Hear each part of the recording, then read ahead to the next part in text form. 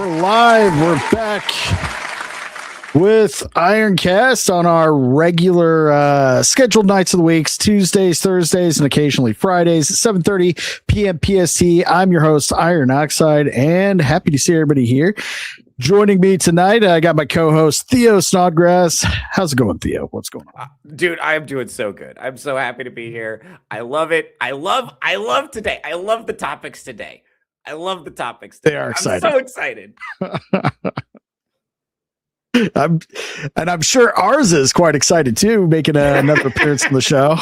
Oh, I'm so excited to talk about this. I can't wait for the constant barrage of special music. And I've got my own personal Gen Z agreeer here with the amazing How many Instagram posts did you have to go through to find a Fuentes? How many, Arza? On my computer, 4. On my phone, 4. I don't want to know just yet. I think we need to know live. Pull out that bad boy. Let's see how many it takes. All right, let's see. We'll reset it. Go to the real section. And oh fuck, it's the first one. The first one is Piers Morgan and Fuentes debating. And it's the one where he said fucking a monster, okay? I think he's fucking a monster. Fucking a monster. I'm starting to wonder if ours is Fuentes simp. You follow a lot of his stuff, bro. I am not a Fuentes simp. Completely out of the blue, though, after the Carlson debate, my Instagram and one of my friends' Instagram just became nothing but Fuentes clips. Completely out of the blue. Do you think out of the blue, right? Do you think some of that is bot farms? Because they are saying it's foreign bot farms that are pushing it.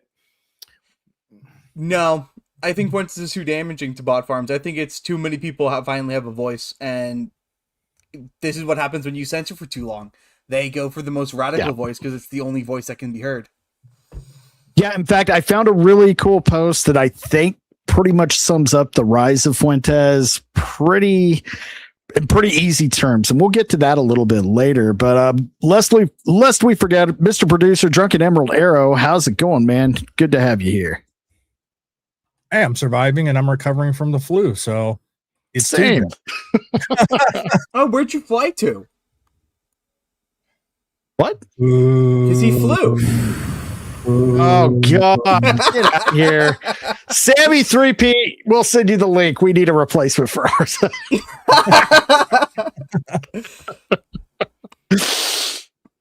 All right, so the biggest news this week so far, we've got 2 huge events involving some fairly famous individuals in the political commentating sphere. We got Piers Morgan interviewing. Would you even call that an interview? Was it a debate? What do you call it with Nick Fuentes? A struggle session. Failed struggle session. Actually, yeah, it was a failed struggle session. It was. So what it was is this was a microcosm of the conversation that is going on between boomer dads and zoomer sons in kitchens all across America. So that's why it was so interesting to me. It was like a boomer dad trying to yell his zoomer son out of Holocaust denial. And it just isn't going to work anymore. Like, you can't bully them into not like that. They've just completely lost containment on the third rail. See, that's the thing. I mean, with Fuentes, I just watch little clips and things that are sent to me that are either funny or like a little, like, you know, kind of edgy, kind of shocking here and there. But his views on the Holocaust were really pretty surprisingly tame from what I saw from that interview. Anyway, has he kind of backtracked on a lot of what he thought, or is he to try and get a little more mainstream credibility?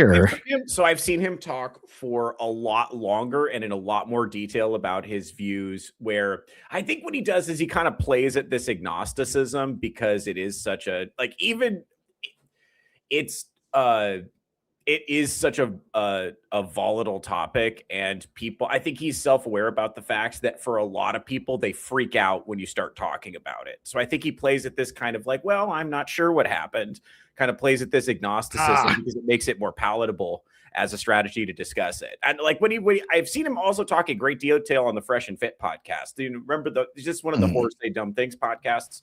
So he's on there explaining to a bunch of like drunk prostitutes that the Holocaust didn't happen. It's actually great to watch. It's kind of incredible the way he breaks it down. But okay. He does kind of he does it very gently and very gradually, and it's hand wave behind of like, well, I don't really know what happened. And when you start asking these questions, they just come after you, and then you become the victim, right? Which, by the way, that's some sneaky shit. Yes, and so here's the thing. It's like it does. The fact is, it's like, well, fuck, man. Now I'd have to go in and do my own research to, even find out. And that's what he's banking on. He's banking on people going in, doing their own research, doing their own Googling, falling down a rabbit hole, and ending up, okay, on his squad. Okay. Yeah. So I think that's kind of what's going on here. I think he's still. I've talked to people on Twitter, like in group chats, that have way more inflammatory comments about that whole situation. Where I'm just like, I don't want anything to do with this conversation. It's funny how open people will be on Twitter. Oh, we're friends now, so let me tell you my views on the Holocaust. Please don't. I'm good. No, that's the only reason Zoomers make friends anymore. It's so we can tell people how we feel about the Holocaust. No one else will listen. And what are your feelings on why? Let's say hi to the chat. Look, I'm pretty good with this cookie analogy. First in, we got Runaway Vagabond, hosted by Swear It's Not Hentai. Good to see you. We've got our other producer, Scream Queen Selena's out working and watching at the same time. So good to see you there. Who else we got? Hey, we got Hellhound. Been a while. You can't out cringe me. No one can. Here we've got Real Wade Nation Gaming gaming recap. Okay, that's a lot. We'll just call you Real. With Nick Fuentes is wacko, and even my liberal fans agree with me. I've seen more people that just are either just entertained with him by what he says, but don't really take him seriously, to full on despising him, and kind of in between. I'm not that familiar with him. I just see, so I like that he upsets certain people, but that's about it. Well, and the really funny thing is, if you try to ask somebody why are they upset by Fuentes, they give the exact same response Piers Morgan gives. He's all these mean words. They can't refute anything he said without throwing the labels around. I do have a theory. I think I'll get to Hellhound's comment in a second that I agree with, but Blue-Eyed Scorpio definitely was not a debate. It was a virtue signaling gotcha attempt. Yes. Hellhound. Yeah, that's the one. He's a glowy. That is all. I have suspected that for a long time. I think that a lot of, in fact, two of the main people of topic this evening, I think, are kind of a inserted opposition to make one side of the political spectrum look bad, crazy, and discredited. And we'll get to that. And I think we're all caught up, so we can get into it. We're going to start off with the Fuentes Piers Morgan debate. Let's see, where do we want to start? I think I want to start with this one Theo sent me. So let me just play it right from. Yeah. I'm so excited. I love this. I'm so happy this is happening. I mean, I'm not for my country, but I'm happy for I'm happy to put another quarter in the Theo was right jar. I'm working on bring on the polar shift bumper stickers. Excellent. Go ahead. All right, let's go. Trump is my hero. Even though he's very disappointing, I still a personal hero of mine. And he's a remarkable person. It was a great conversation. We got along pretty well. He liked me. I liked him. It was the love fest. I mean, he got attacked. Now, here's the thing. Trump had no fucking clue who he was until after it happened. Yeah. Also, Trump is pretty nice to everyone. He was also a love fest when Mom Donnie came to the White House.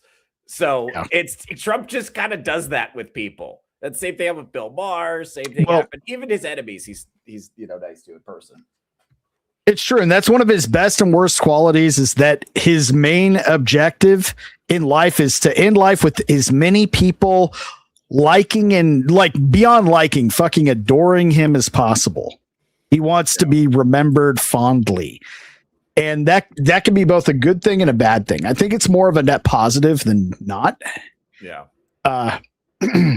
And what's really crazy is Piers Morgan had the perfect opportunity for a layup here. He could have gone right at Fuentes for being a bit of a hypocrite after saying how much he's angry at Trump to immediately saying how much he loves Trump. And Morgan missed that opportunity when it'd be the easiest layup to make him look bad sophistically. We might need it. Let's go back a little ways to that. Nick Fuentes on. We'll start it on Donald Trump, and this leads into your favorite part, Theo. Yay. But you've grown increasingly disillusioned, I think it'd be fair to say. Let's play a recent clip from you about Trump. We played this game in the first term. We're 10 years in. And you still have these people, I hate to say it, but they're just like in denial. And they're like, okay, everybody, let's all go on Twitter and let's tell Trump, don't screw over your voters. Okay. Hey, Trump, don't hire John Ratcliffe in the CIA. Like, what are we doing? We lost. It's over. The time to make demands was during the election when he needed the votes. He's a lame duck president. He doesn't need anything from us. He's not even on Twitter. He's on Truth Social. So what are you talking about? We're going to all rally and tell him, don't hire yet another. He's kind of wrong there because rallying and posting your disapproval with things that Trump does is actually highly effective with him. Now, that's with him. With his administration, he's frustrated with them too. In fact, just recently he put out one blasting Bondi, Pam Bondi, and then another one going after Chuck Grassley because they're just blocking everything. They're either not doing anything or they're blocking what he needs to do to get some things, actually accomplished here. They're being a bigger obstacle than the Democrats. But I think the problem that Fuentes is raising here is it was obvious from day one that these were bad people. You should never have hired them. They should never have been anywhere near it. And we told you, do not grab these people of questionable ethnic origins because you will simply they will simply prevent you from doing what needs to be done. And I'm joking about the ethnic stuff. Ethnic? I was going to say ethnic origins. Wait, what? Wow, you are not disproving. I am joking with that. That was a joke. But Trump is going and he's making these choices of getting the people who we already know is going to fail, and then be like, oh, I'm fixing it. No, you caused the problem. And I think that's what Fuentes is saying here. Yeah, so he's actually making quite a few good points here. Real quick, we got somebody else. He also wants you to buy watches. That's from Helene Beebe.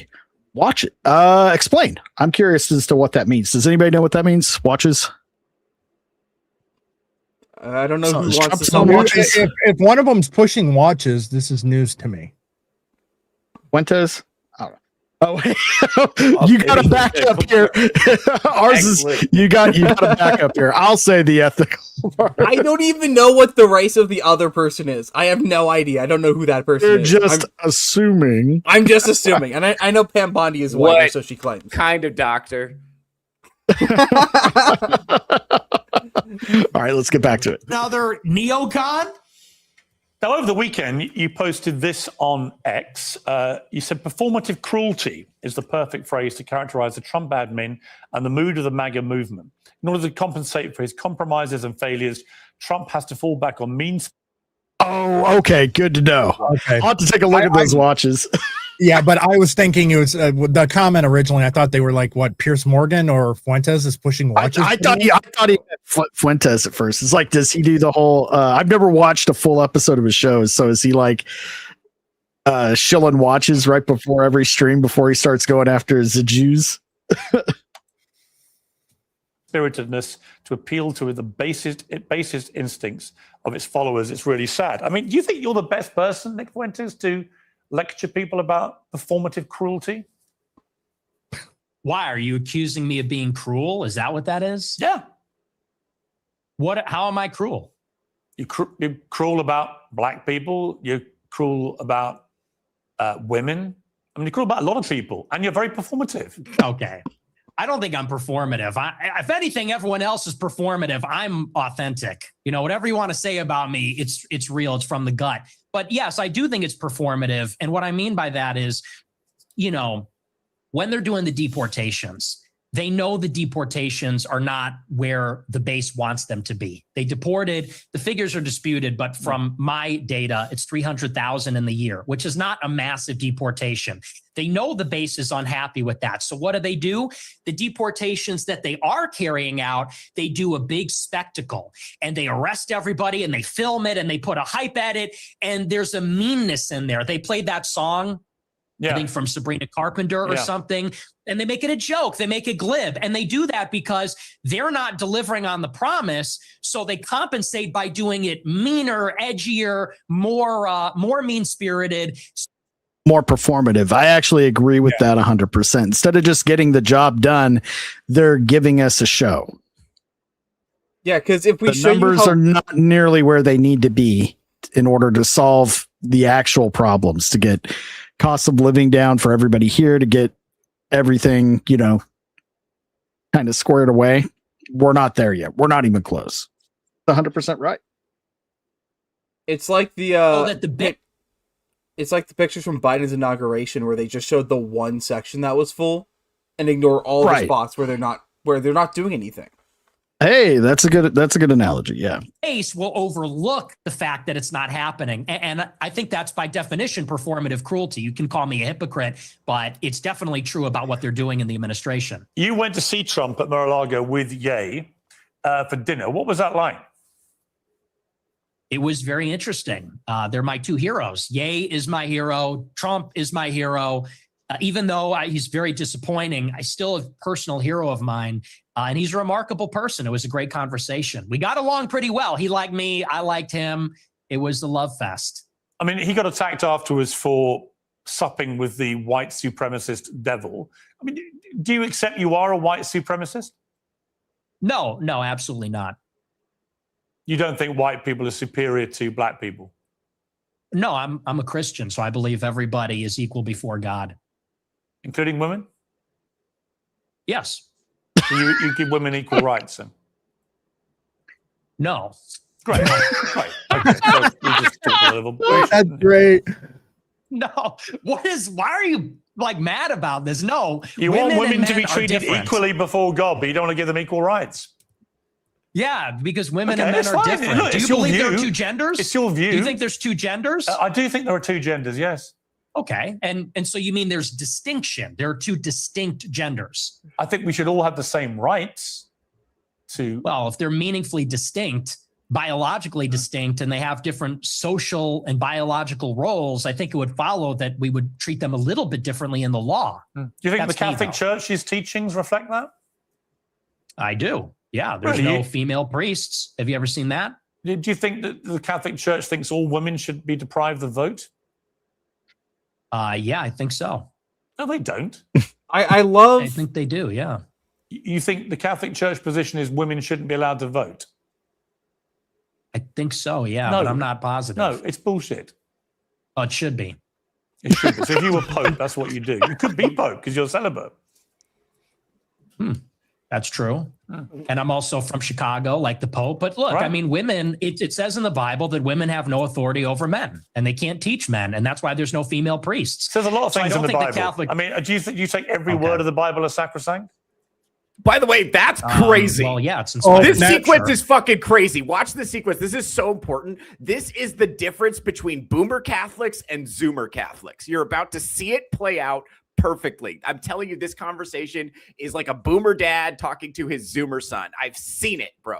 This is the difference between how boomers approach religion and Zoomers approach religion. And this is why Nick did so well in the YouTube comments. This shit right here. Go ahead, play it. All right, let's go for it. So all of it is now all of it is sacrosanct. A theological debate. Well, it is Catholic doctrine that women should not lead and teach. I mean, you're not interacting with what I'm saying. Why can't women be priests? They should be. What? Okay, well, you're not Catholic. That's not a Catholic position. I am a Catholic. I just many things I disagree with the Catholic Church. Okay. Well, that kind of is contrary because the whole basis of being Catholic is accepting. It's accepting the authority of the pontiff. You can be a member of a religion and disagree with parts of that religion. Perfectly Perfectly reasonable. He could be. Now that is such a Western way of thinking. Yeah. Wait, but the hypocrisy, he literally just shamed Fuentes for disagreeing with the Catholic papacy. Yes. And then but- he but immediately says he's allowed to right. disagree with the papacy. Right. The Catholic Church. Yeah, the Catholic Church is right when it agrees with me, and it's wrong Right. when I disagree with it. Which is the same. Just be a Protestant. Just be a Protestant. And just well, and it's also it's that mindset that makes people so delusioned to think that they can bring people from different cultures all over the world and they'll automatically just assimilate and think, how great is it to be a Western and European or an American? So I'll just abandon 98% of my upbringing and culture and only keep the parts that align perfectly with the new place I'm in. Now, the people that are willing to do that, sure, we'll give you a shot. But the rest of them, fuck no, they're not doing that. That's a ridiculous way of thinking. Yeah, you're thinking that, like, I think a lot of Western people are like, I believe my religion only insofar as it doesn't contradict modern liberalism. And then anything that believes anything, I believe modern liberalism, and then whereas my religion does not contradict modern liberalism, I believe that. And I think they're thinking that when like Muslims come here, they're going to believe modern liberalism too. And that I think they think they're just kidding when they talk about their religious beliefs. Like, oh, that's silly. Right. Nobody believes that. It's like, no, they do. And they're telling you that they do. Like, and they're not kidding. Like, there are two really funny issues with Piers's little diatribe against Fuentes we just played. The first one is that he seems to think equal rights are the highest good. You can be equal before God and not have equal rights. I'm sorry, children and adults are equal before God and they get different rights. Men and women are equal before God and get different rights because women aren't deep sea divers if they don't want to be. So why should they get? I mean, I'm not saying I agree with Fuentes on that point, but you can't be so moronic as Piers to not understand where he's coming from. Yeah, well, this is what every single stable, successful society believed for all of human history until like 6 minutes ago. So that's the thing. Like, what Fuentes is actually articulating a very old, very successful idea. So it's not new.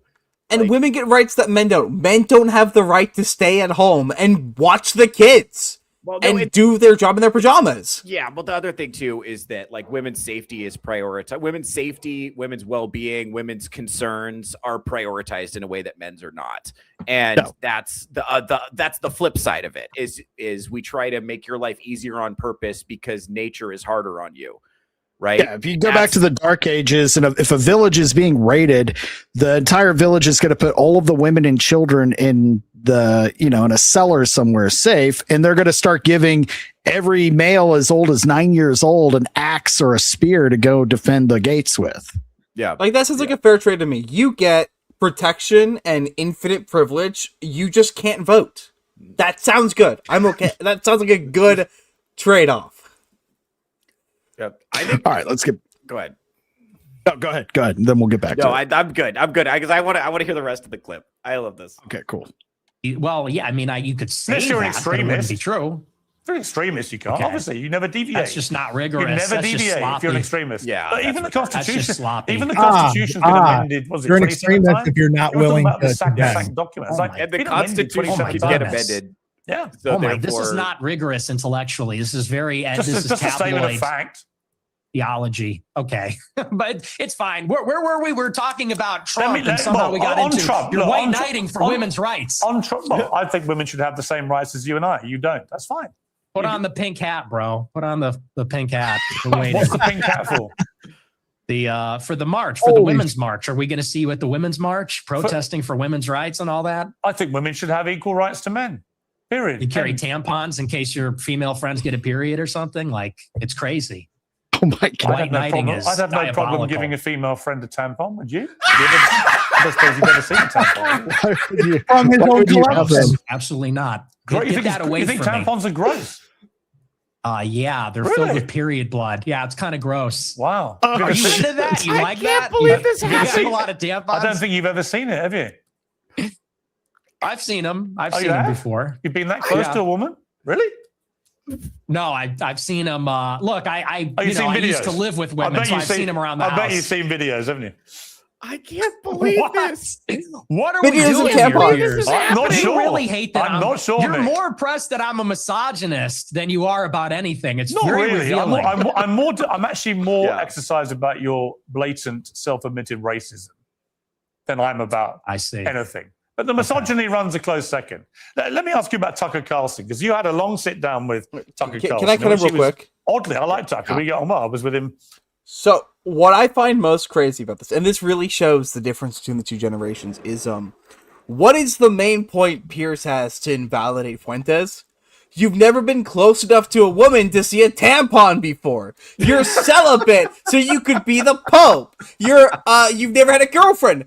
Guess what? Women aren't worth dating right now. And last time I checked, celibacy is a virtue, not a vice. It is a virtue to be celibate until marriage or in a committed relationship. That is a good thing, and the fact that Piers thinks it's a bad thing exposes everything about what's wrong with the neocons and liberal order. Iron, if you back up to an hour 23, that's I think where the segment I was they're talking more about women, but that's where Piers asks Nick directly why he won't get married. And that segment is fucking excellent. Or 23. Okay. Yeah. Okay. Yeah, we'll just finish this little part up and then we'll go right to it. Cool. So I need to ask my two resident Nick Fuentes experts, Theo, Arza, why is he celibate, Fuentes? Is that a choice? Does it have to do with the religion? Or is he just No. So do you want the real answer or do you want his cover story? both? Okay, so the cover story is I'm celibate on purpose because I'm waiting for marriage because I'm a very serious Catholic. In reality, I think he's a gay cat boy. There is there's a photo of him as a gay cat boy. Who knows how much I think since he is a self-admitted, incel, loves video games. I would not surprise. I think his browsing history is probably nasty. I'm guessing he spends a lot of time in that basement where he broadcasts from. I think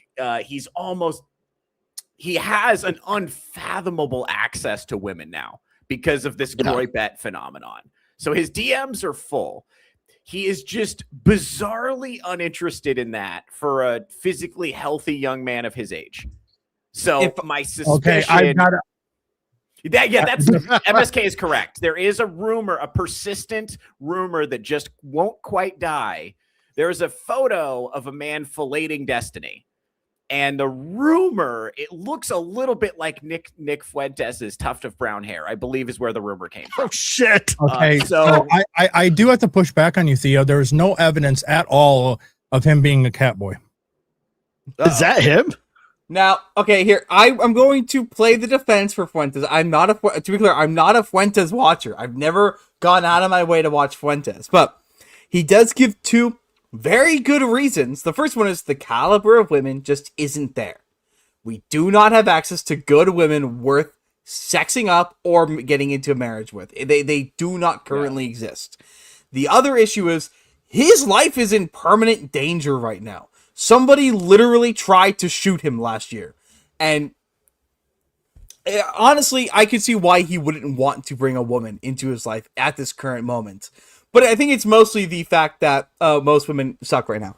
But, I mean, he could also be gay. I mean, I'm a half gay, not cat boy, so I can kind of understand where he's coming with that one. There's no shame in that. I think Fuentes would just come out of the case. To be fair, that I want to jump in because the chat made a good point. That is a different person, but he was on a date with that cat boy. That's what the issue was. Now, as for the Catboy stuff, a lot of straight Gen Z men have done Catboy costumes. Because Catboy is such a meme and maid dresses are such a meme that straight guys do that in my generation. Uh-huh. Or predominantly straight guys, at least. All caps gay. Yeah, he just has a very gay vibe. I think that's one of the reasons the rumor's so persistent. It's not, the other thing too, it's not that unusual for a man of his age to be sexually inexperienced. That's the other thing I want like the viewers of like the millennial, Gen X, and boomer generations to keep in mind is that for Gen Z, a lot more Gen Z men are getting no pussy than from when we were out here doing it. It was just easier for us to even like average busted looking guys could get some girl somewhere to touch it. A lot of these guys are like, they are really playing on hard mode out here with these women, not just because the women are difficult, but also all the ways to meet women organically have broken down. So yeah, we're not there anymore. Yeah, there's literally no option. Like, I've looked, there are no options for me to meet people worth meeting. Well, that's the other thing. Is like porn and video games got way better and women got way worse. You got to remember that. So, and there are some beautiful, beautiful art pieces coming out of Japan. But also, Gen Z actually does value, well, Gen Z men value chastity and value not having excess sex. Yeah, you're seeing that right now. We're definitely in the reporting that's one thing. That is a good thing because, yeah, I grew up in the 90s and it was gross back then, man.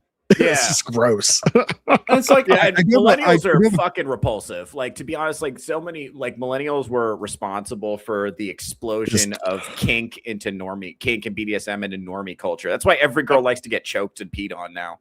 Maybe it's just the ones I talked about. We went to corn concerts and it was disgusting. Yeah. And I mean, so I need to ask Arza real quick about your ethnicity because you're all about ethnicity. So you said you're half gay. So is your dad or mom fully gay and that's how you got half gay, or are they all both quarter gay? No, it carries over the mother's side. I think they're both quarter gay. Because my dad has talked about my dad has said, and I quote, if I was gay, I would be attracted to Orlando Bloom, which just sounds like he's attracted to Orlando Bloom. That's all it sounds like. All right. Okay. All right. We'll get to this and then we'll go back to an hour 23 and see what he said. In London. But he gave me a harder time than he gives you. And then afterwards, he was more critical. And then you said this about Tucker.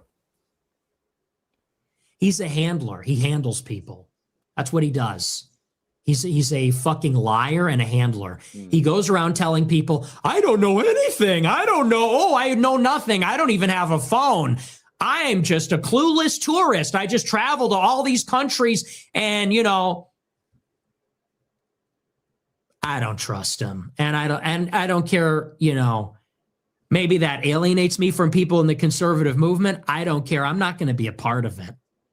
I'm not going to be a party to whatever that is. Whatever that CIA bullshit is, I'm not going to be a part of it. So, now that I've heard enough from Tucker and I've heard enough from other people and I've seen enough, this guy's not who he says he is, not an ally. Stay the fuck away from me. You're weird, dude. You're weird. See, what would have been great is if you'd said that to him when you were sitting opposite. Okay, I got just to kind of back up what he says a little bit. That was actually a pretty good analogy of how Tucker acts toward everything. Like, well, I just have no idea about all this stuff that I've done all this research on. Yeah, but he's always kind of doing that play down thing. That's the same technique like Nick uses when he's pretending he's feigning agnosticism when he wants to kind of slowly introduce people to the idea of doubting the Holocaust. Right. So he kind of plays that same trick a little bit himself. And that is deliberate because I think Tucker uses it to avoid accountability for what he's saying. Just like, well, I'm just a humble Ivy League educated journalist. I don't know anything. Right. So he can kind of dodge accountability. I do that. I do the same thing. I'm like, I'm just a comedian. It's the same thing. It's a dodge. Right? Yeah, but we know comedians don't actually know anything.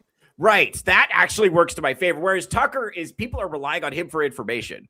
Like actually people are tuning into his show. And I think Nick's analysis is correct here that he brings on people to say the things authoritatively that he wants to say. Well, he can kind of be detached and be like just asking questions. Right. So do we know when that clip came out? Was that after Tucker betrayed him? I think that was. I believe so. I think so. He said that was last week. So real quick. So ever since the comment about your dad, Arza, that's suddenly turned half the chat gay, blue-eyed Scorpion. Yeah, Scorpion. I got bad news for you. That's how it started with me too. Oh God. And MSK.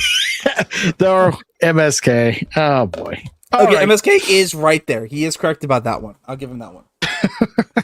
I think MSK does have sex with men. I think It's just kind of like a Fuentes Yeah, but situation. he closes his eyes and doesn't know that it's a man, despite the fact that he's the one being penetrated. Real quick, I thought this was a good one. I feel like the feminist movement was clearly anti-feminist 100%. I don't want to be a man. I want to be in my feminine.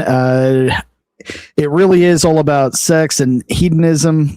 Bring back the family unit. Yes, feminism was designed by the government and corporations to destroy the family unit, to create a watered down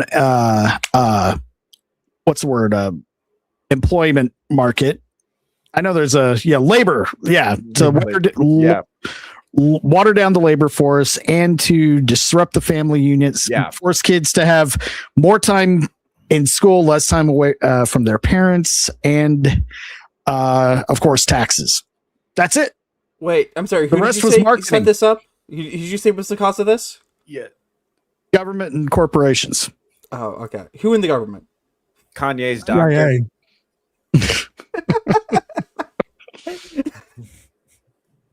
All right. I will say this. So it's I think it's the other thing too is the government wants atomized individuals who aren't talking to anybody and don't have social groups, because those people are the easiest to scare and the easiest to manipulate, the easiest to get to buy stuff. This is especially true if you can keep them locked on the hedonic treadmill. So let's get all the men addicted to porn, video games, and vaping and weed, and let's get all the women addicted to casual sex and attention from Instagram, right? And so that they're never sprinkle in abortion on demand and transgender ideology to do children. Yeah, exactly. So because it permanently disrupts that. Yeah, that's exactly right. We're going to sterilize everybody, make sure nobody has any roots, any reason to think about the future. We keep everybody thinking. Rates are down. Guess we got to import a whole bunch of people from, let's say, Somalia. And what is the first hierarchy they try to destroy? The family hierarchy, because it is the most natural of them all. Yeah. It's like, and I would not be specifying who is they. Okay, MSK, I'm definitely not going to highlight that comment, but that is pretty gross and kind of funny. Oh, God, funny. Oh, got deleted by YouTube. Going near women because they all turn out to be so ghastly, so they shouldn't presumably procreate. So how does that work? I mean, aren't you with your rhetoric actively encouraging men not to associate with these ghastly women, therefore not have any more children? Therefore, you are contributing, Nick Fuentes, to the diminishing white population. I will kind of give him a credit. I want to give Piers a few points on the board here, because I have seen a lot of the stuff that Nick Fuentes is throwing out there is some of that red pill bullshit that is just, basically give up on women or women are the enemy, which is that's not the way. That's not going to help anybody. He's trying to play out both sides of his mouth, where it's like, I'm a traditional Christian who cares about birth rates. And then at the same time being like, women are awful, being married to a woman is gay, all that stuff. So he's going to try to have it both ways. Is it worth having a homogenous white family if you get cucked and the child gets transed? No, probably not. And that's the pushback, which he's going to give now. I think his counter argument. Yeah, exactly. The counter argument is that the women that he has to choose from that are in his generation are challenging to deal with. And I think that's a fair pushback. We've also eroded a lot of the ways that people would meet each other organically. So let's see. Yep. That was a good comment, MSK. Made up for the one I couldn't show. I think it's more be aware. I'm not saying give up on women, but men need to be more aware of what the average chick wants and is thinking. Point. That is true. And if you want to do that, watch my show, Theocracy with Theo Snodgrass, Mondays, Wednesdays, and Fridays, 11 a.m. Pacific time. It's the 666. I'm confused. 6 foot, 6 figures. I tell my followers to get married all the time. I tell them that it's best for everybody to get married. And I think that's the only way that you can have sex. I think that's the only licit way as a Catholic, as to have sex is within marriage. Why don't you get married? I'll get married later. It's been difficult for me because people are shooting at me at my house. I don't know that I I don't want to have kids and a wife. You know, my wife would be screaming about that. Me, you know, I have to be able to take risks and be able to say these things. It's difficult to bring a family into a life that's like that. But for my followers, I tell them to get married. But what's happening with women? You literally just told your followers, hang on, in that clip, you literally told followers, women, they get old, they get fat, they get ugly, they get very annoying. So where's the incentive to get married to women? There isn't one. You're actively telling them the opposite. You're extrapolating a lot. We can complain. Just quoting you back yourself again. No, but you're extrapolating and saying, well, you say women are annoying, so therefore, what's the incentive? We have to do it in spite of the fact that they are annoying. We have to do it in spite of the fact that they talk too much. We can get them to lose weight. We can put them on peptides. We can get them to the promised land, but it's going to be Do you think this view of women may be why none of them want to go near you?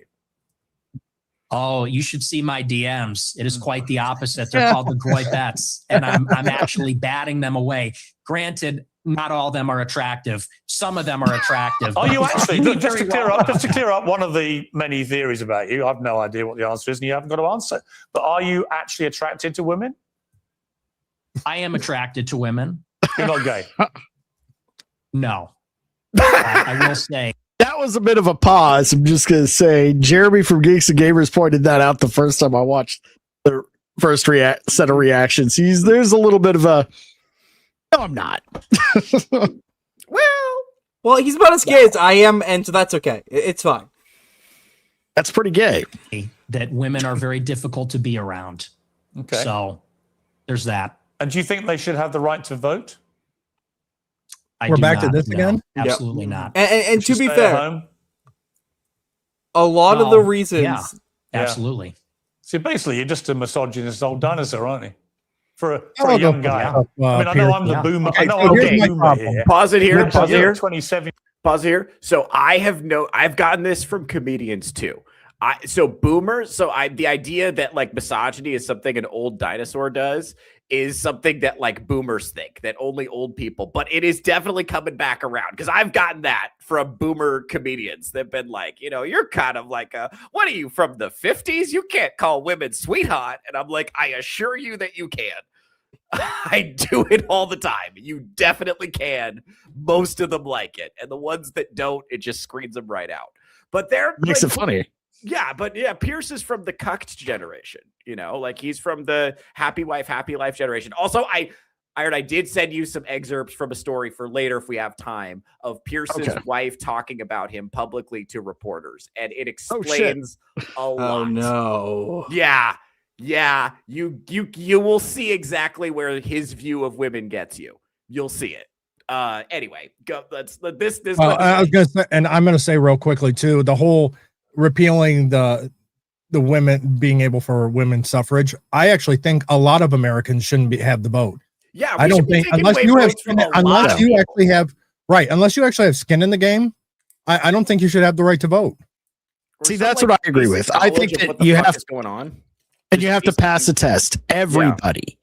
Yeah. You want to make, but it has to be the same test, not tailored down, not watered down for certain groups.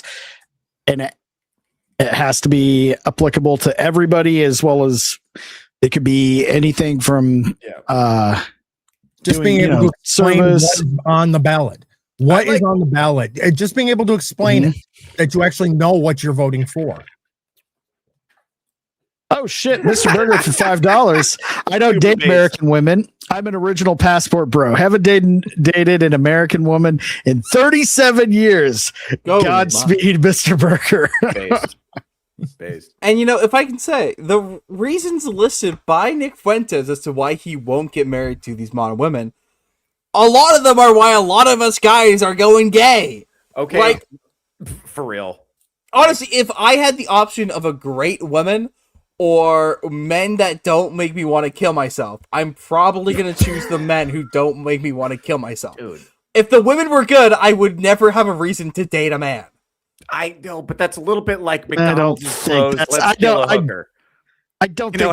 that works, Arza. No, okay. I'm attracted to men sexually, but they do not apply any of... Okay, first of all, Mr. Burger one time asked me to explain how I find men attractive. How is that possible? So I actually had to explain that to Mr. Burger once. That was very fun. But either way, if I'm attracted to men, but they do not facilitate my life goals, they do not do anything that I would like to occur in the future, and so if I could just marry a woman and be with a woman, I would never have to be with a man, despite finding them sexually attractive. No. There's no real value to it.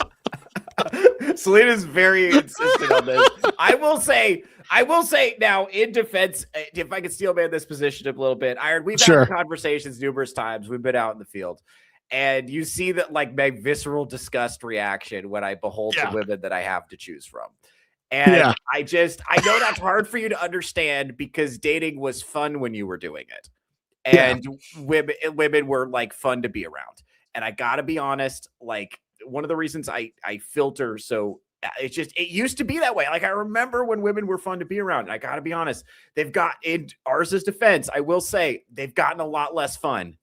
They have gotten a lot less fun to be around. That is undeniably true. And so we remember we've seen the video from the Halloween party and your body language. Dude, I just don't it sucks because like you can it's sad because we were created for each other. It's stable, trusting, traditional marriage is so sacred. It can be so rewarding. Very true. Yep. Very true. And 100%. There are women who are interested in that. There are women. That's the mindset we need to bring back. That's the kind of positivity we need.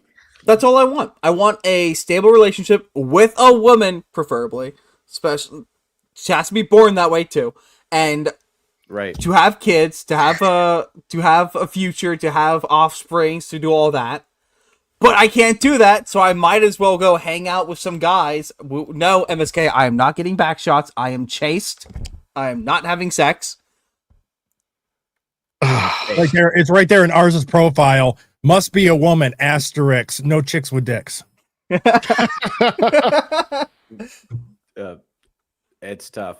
It's tough. I feel bad for people in Arz's position. I get where you guys are coming from. And I'm saying I'm Ben supposed to be off the market. So like I'm like Jesus Christ, man. It's rough out there. So rooting for you. I'm not switching to dudes though. I am that was going to be my next question. So how bad does it have to get before you give Arza a call? You know what? You were right. Bro, but it's not that bad. I'm just going to bop one of these whores, bro. I'm just going to crack one of these whores and keep it pushing. Like if it gets that bad, like I'll just knock up one of the new animals. So many different options as opposed to just, going for the same team. Fucking prostitutes, just get like, a hobby. Have you tried stand-up comedy? Like Emerald, get a nice art piece from Japan. Yeah. Have you tried stand-up comedy? Have you tried starting a live stream? Let's get, as I said, I'm not having sex with them. If I wanted to, I've got 3 men who would come over right now. Okay, all right, that's enough. Let's get back to this. 3 men. That's it. All women. All women are annoying. All women grow old. They all get fat. Says the guy. Have you ever had sex? No, absolutely not. Wow. Says the guy who's never got laid. Wow. That's the thing, though. You boomers, it's always think you're an expert in women, free love. Given you've never got laid. Yeah, we are going back to the Stone Age. You're absolutely right. This, you're talking about empathy, and your kids are empathetic, and they would never laugh at a joke about the Holocaust, and you're a misogynist. You're a simp yourself. You're totally henpecked. That's the problem. So we are going back to the way another clip of yours. Okay, I got to stop here for a sec. This is showing you how much Piers Morgan is denigrating the virtue of being celibate. Yeah. That's really what this comes down to, and going to attack him because he hasn't had sex. Wow, are we back in high school? That's right. He's attacking with the same language that high school girls would use. And I think that's why it's just bouncing off. Because you muted you. Yeah, Nick has been an incel his entire life. He self-identifies as an incel. So it's he kind of looks at this like, you think that's going to hurt me? I'm telling you, these legacy media guys, they have no idea how to handle these new media guys. They have no idea what they've uncorked with this. They have no idea. Arza, has Nick responded to your DMs yet? Look, man, we can come out together. It's okay. But and actually, I think what's really fun is the chastity revolution that's going on with Gen Z men only happened because they tried to weaponize it. They tried to, it's like, you're an incel, you can't get laid, no woman wants to touch you. I'm like, wait, is that a bad thing? Is it a bad thing to be celibate? And then most men who were once involuntarily celibate now are just voluntarily celibate because there's no reason to have sex with these women. And I think that's where Fuentes probably is. And going back to Vagabond's comment, that's very true too, because right now there's lots of reports of the bar scenes in a lot of these cities that have just completely died because men don't want to spend the cost. And on top of that, women that are quite literally just going not to meet men, not to spend time with the men. It's to just get free drinks. Yeah, and they can, and they do. And it used to be, that was always kind of a thing. I bartended for years and years, but the cost of going out, like it used to be like if you had $20 to $40 and you don't have a date, you're just going out to have a few drinks yourself and maybe buy a drink or two if you happen to meet somebody. $20 to $40 would have been plenty for that plus a tip. Now we're talking like doing something like that would run somebody $200-$300 easy. Mm-hmm. Yeah. If not more. Women want to be raped. And when I say raped, I mean like, that sounds bad when I say it like that. But there's like a lot of women that really want a guy to beat the shit out of them. But also they have to pretend, but part of it is they have to pretend like they don't. You think women want to be raped, do you? That's what the studies show, Piers. That is what these statistics say. But that's what you believe, They have is it? fantasies. They have fantasies about it. I don't think that they want to actually get raped, but there's a study out there. Get ready for this. It says 62% of women have rape fantasies. And if you read anything that they're reading, if you watched what they're watching, what do you think 50 Shades of Grey is about? What do you think Twilight is about? I mean, that's just true. Okay, I don't remember any actual like rape in either one of those. No, It's I will say overtly But kinky, especially 50 Shades of Grey. Not so much Twilight. It's the power differential effect. I think that's what it is. It's wanting to be dominated, and that's what. But again, just like men with porn, they watch a certain one and they get it, and some, not all, but some start to go more extreme. It's the women. It's some women's predilection towards being dominated that it just expands outward where it becomes even more that way. So that would be, and I bet anything in that study, if they really look at it, it probably isn't so much the rape fantasy aspect of it. It's the being dominated. Yeah. Fantasy. Yeah. I'd say I would call it more of an S&M fantasy, if anything. Right. And that's pretty common in both men and women.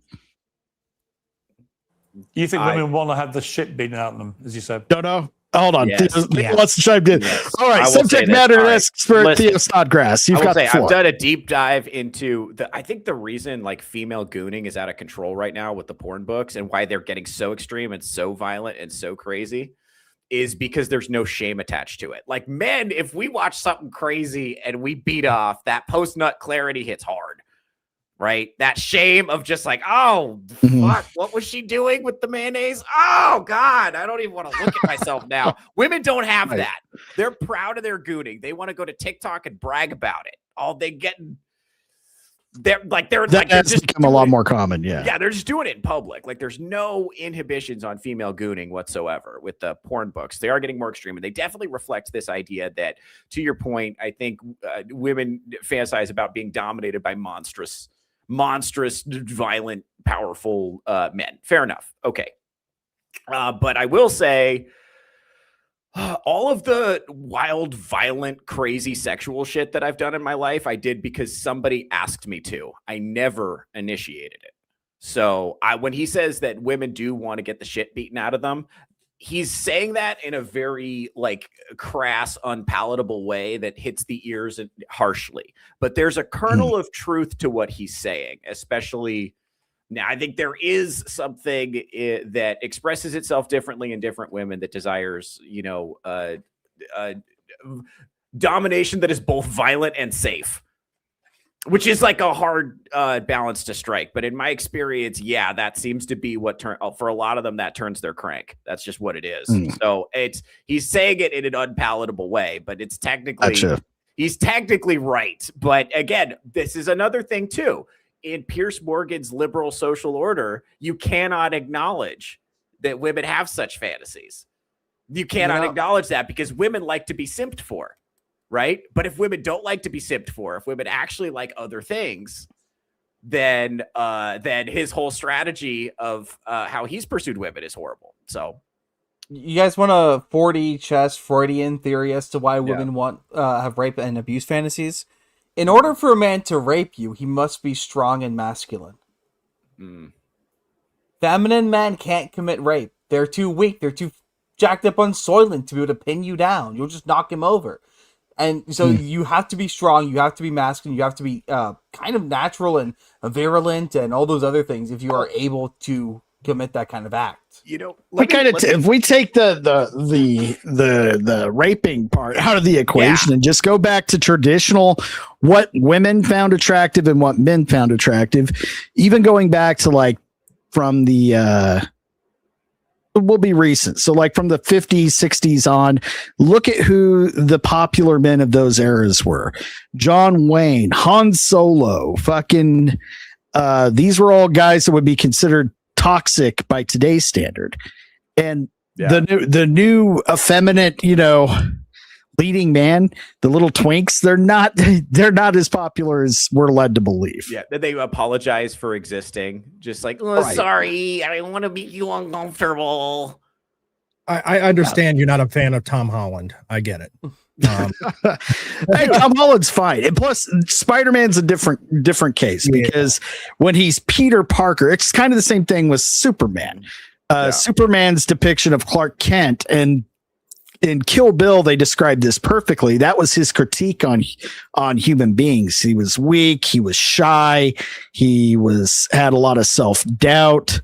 He wasn't very assertive. But the minute he was able to be himself, which was Superman, he was none of those things. Same thing with Spider-Man. Yeah, but I think that's a little bit of a gift to the reader. It makes them more relatable to the reader. It's like, man, and it really brings out that power fantasy of like, oh man, I wish I could throw on some underoos and fucking beat people up and be confident and be quippy.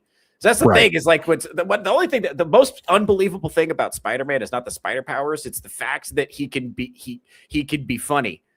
When was he cultivating that skill? That's a skill that takes trial and error. Dude, he is a broke nerd. Okay, he was a broke nerd with no dating prospects. That's your early books. Belief comes in his comedy skills. It's hard to become funny. As soon as he throws on the mask, he's suddenly funny. That's not how. He was funny in his circles when he was Peter. He just didn't have a lot of opportunity to shine and run his mouth because he'd get the shit beat out of him. Once he didn't have to worry about that, he could do it all day long. All right. All right. You know what?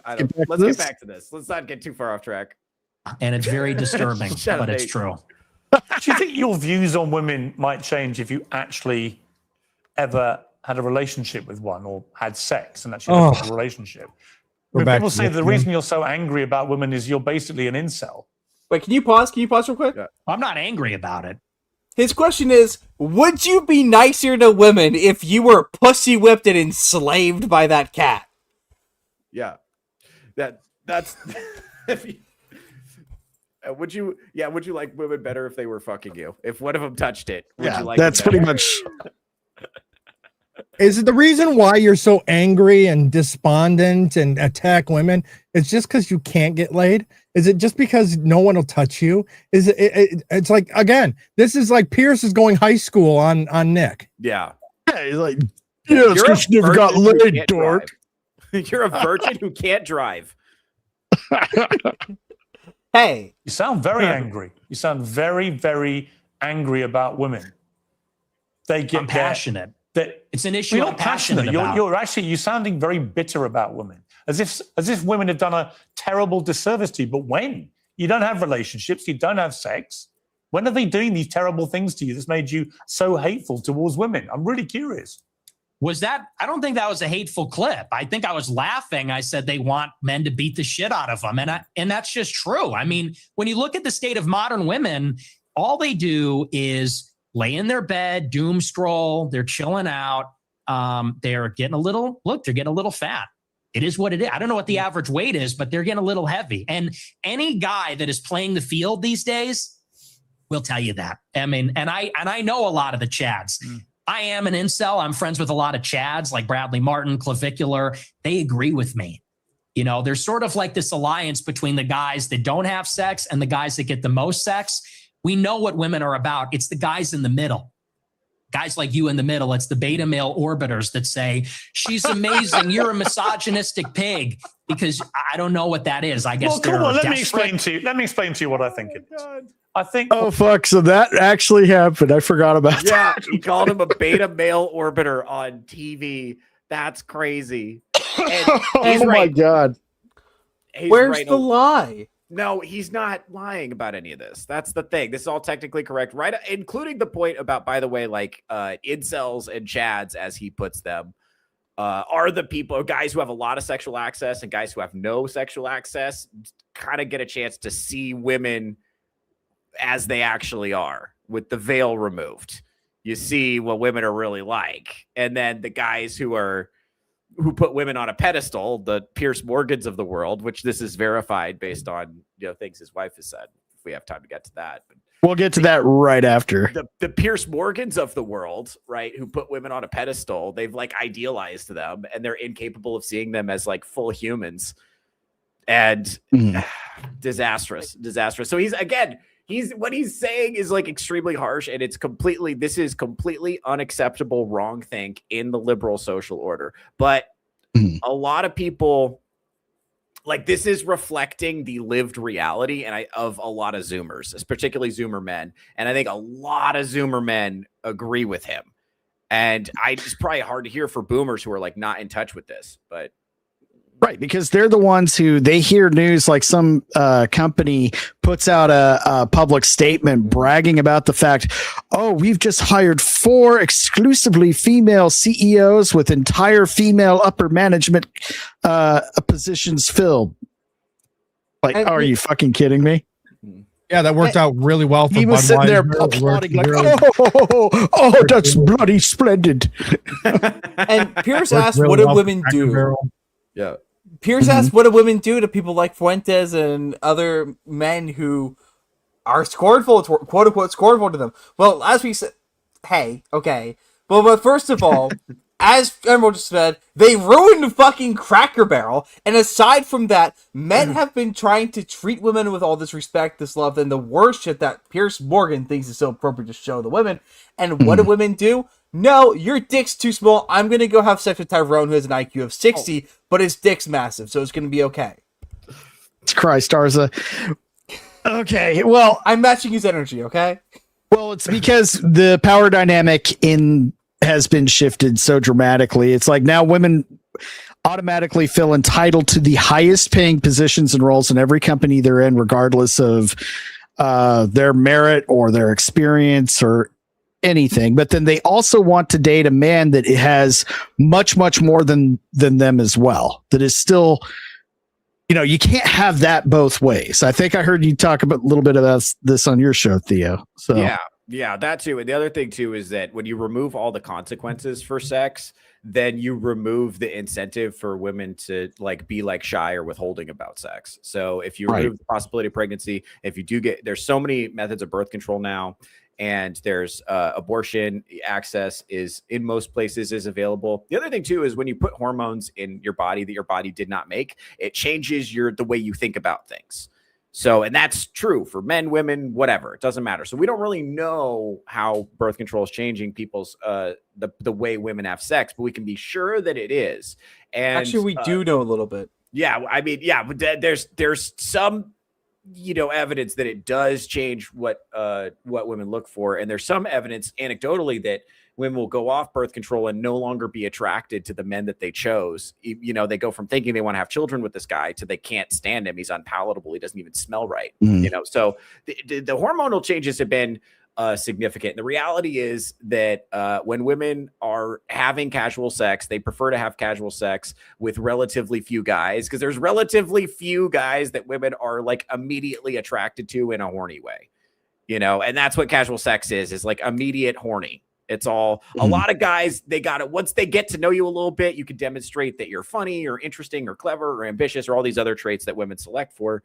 Then you become attractive. You can become attractive. You can become like, she's like, oh, this guy. Then you could be like her favorite person. But like a lot of times, so many women now are addicted to short-term dopamine, Instagram, TikTok, Tinder, whatever, and they're just short-term dopamine attention, short-term dopamine attention, and they're trying to get that constant novelty of like and that emotional roller coaster of the situationship and trying to get the guy to, you know, commit. And then also, you know, the guys that would commit to them are not as attractive as the guys. She's not dating. She's only dating. They're only dating men that are only interested in that same thing, short-term gratification and revolving door.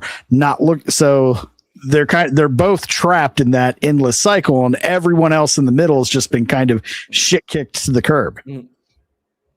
Yeah, absolutely. And it's like, so like, and you put you in a situation where like regular guys kind of don't have a shot. Like I don't know what I would be doing now if I wasn't doing like stand up, to be honest with you. I don't know. Like if I had to just like go out into the field you'd be now from the bait shop you're talking about often. Yeah, I'd be Chad from the vape shop for real. Yeah, I would be. I'm just kidding, bro. I would be. I'd have it figured out. Yeah. A 27-year-old guy who's never got laid, never had a meaningful relationship with a woman, says that women shouldn't be allowed to vote. They should stay at home. That all they do is fantasize about being raped and being beaten up. That's what they want. That they're annoying. That they get fat. That they get ugly. That's a misogynist. Now, you may not understand it because your knowledge of women is so incredibly tiny, but actually, you are the embodiment of a misogynist. It couldn't be clearer. And if I was in a way, you have the deep-rooted misogyny of some. It's kind of funny that everything Piers is saying should have landed him the win, but all it's doing is making the case better for Fuentes here. Because he's not, like, I'm telling you, legacy media has no way to deal with new media guys. Nick's chat is meaner to him than Piers is being right now. The people who like him say more rude things to him than Piers is being right now. Piers is trying to get him to break or have some kind of like get him emotionally triggered. Like, nuh-uh, I do too. Yeah. I get lots of pussy. Yeah, I did. Like, just trying to get him to have some kind of like emotionally triggered moment, and that's not going to happen. So because he's not getting emotionally triggered, actually Piers is getting more emotionally triggered. My favorite other part I liked was the "Why are you yelling at me?" Because that just what he did in that moment is he questioned the whole cable news paradigm. Because Piers is from this era where you just yell and talk over people, and that's how you have a discussion. Nick doesn't do that. He does forced 4 hours of extemporaneous live speaking off the top of his head 5 days a week and has for 8 years. No commercial breaks, just 4 hours of him talking into a camera. That's different than cable news. Long form live streaming is different. And you notice the attack that Piers is doing in this interview is totally leftist. No uterus, no opinion. No getting laid, no opinion. Also, Piers forgot one very crucial thing. He never once told Fuentes that he is wrong. Yeah. You have all these complaints and they're inappropriate. Not that they're wrong. They're inappropriate. Right. This is the shaming tactics.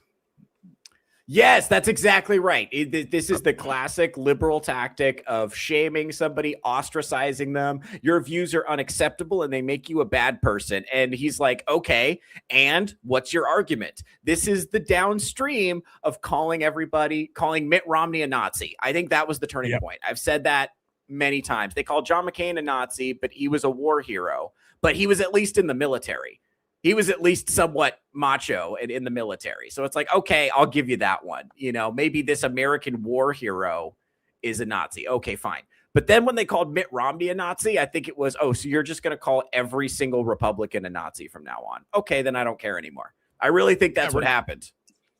Even if they're Jewish, they'll call black conservatives white supremacists. Yep. So it's Ben just Shapiro it's lost. is Nazi. Ben Shapiro. I literally got into an argument with somebody in college because they were calling Ben Shapiro a Nazi, and I was like, "That's incoherent." He's an Orthodox Jew. It makes no sense. Incoherent. That's incoherent. You cannot believe that and be a thinking, logical person. That's incoherent. You can't. I don't believe you that you believe that. I don't believe you. You know, and I think that's the thing, though. A lot of them, they know the shit that they're saying is bullshit, and they say it anyway. Now, Piers is a different side of the story. He's one of the older ones who actually believes that all of this is still right. Yes, it's still these are the values that are yes, the only thing you can agree with. But here, I think I found the part where he starts yelling him. This is right after he tried to do a really deep gotcha after playing the clip of Nick talking about the Holocaust, and then he brings on this older gentleman who he and his family were survivors, and then this is the interaction. Okay, yeah, we'll just start that from the beginning because there's a lot here. One of them, and I'm tired of pretending he's not. Okay, no, we got to go back even further. Yeah. Oh no, I love this.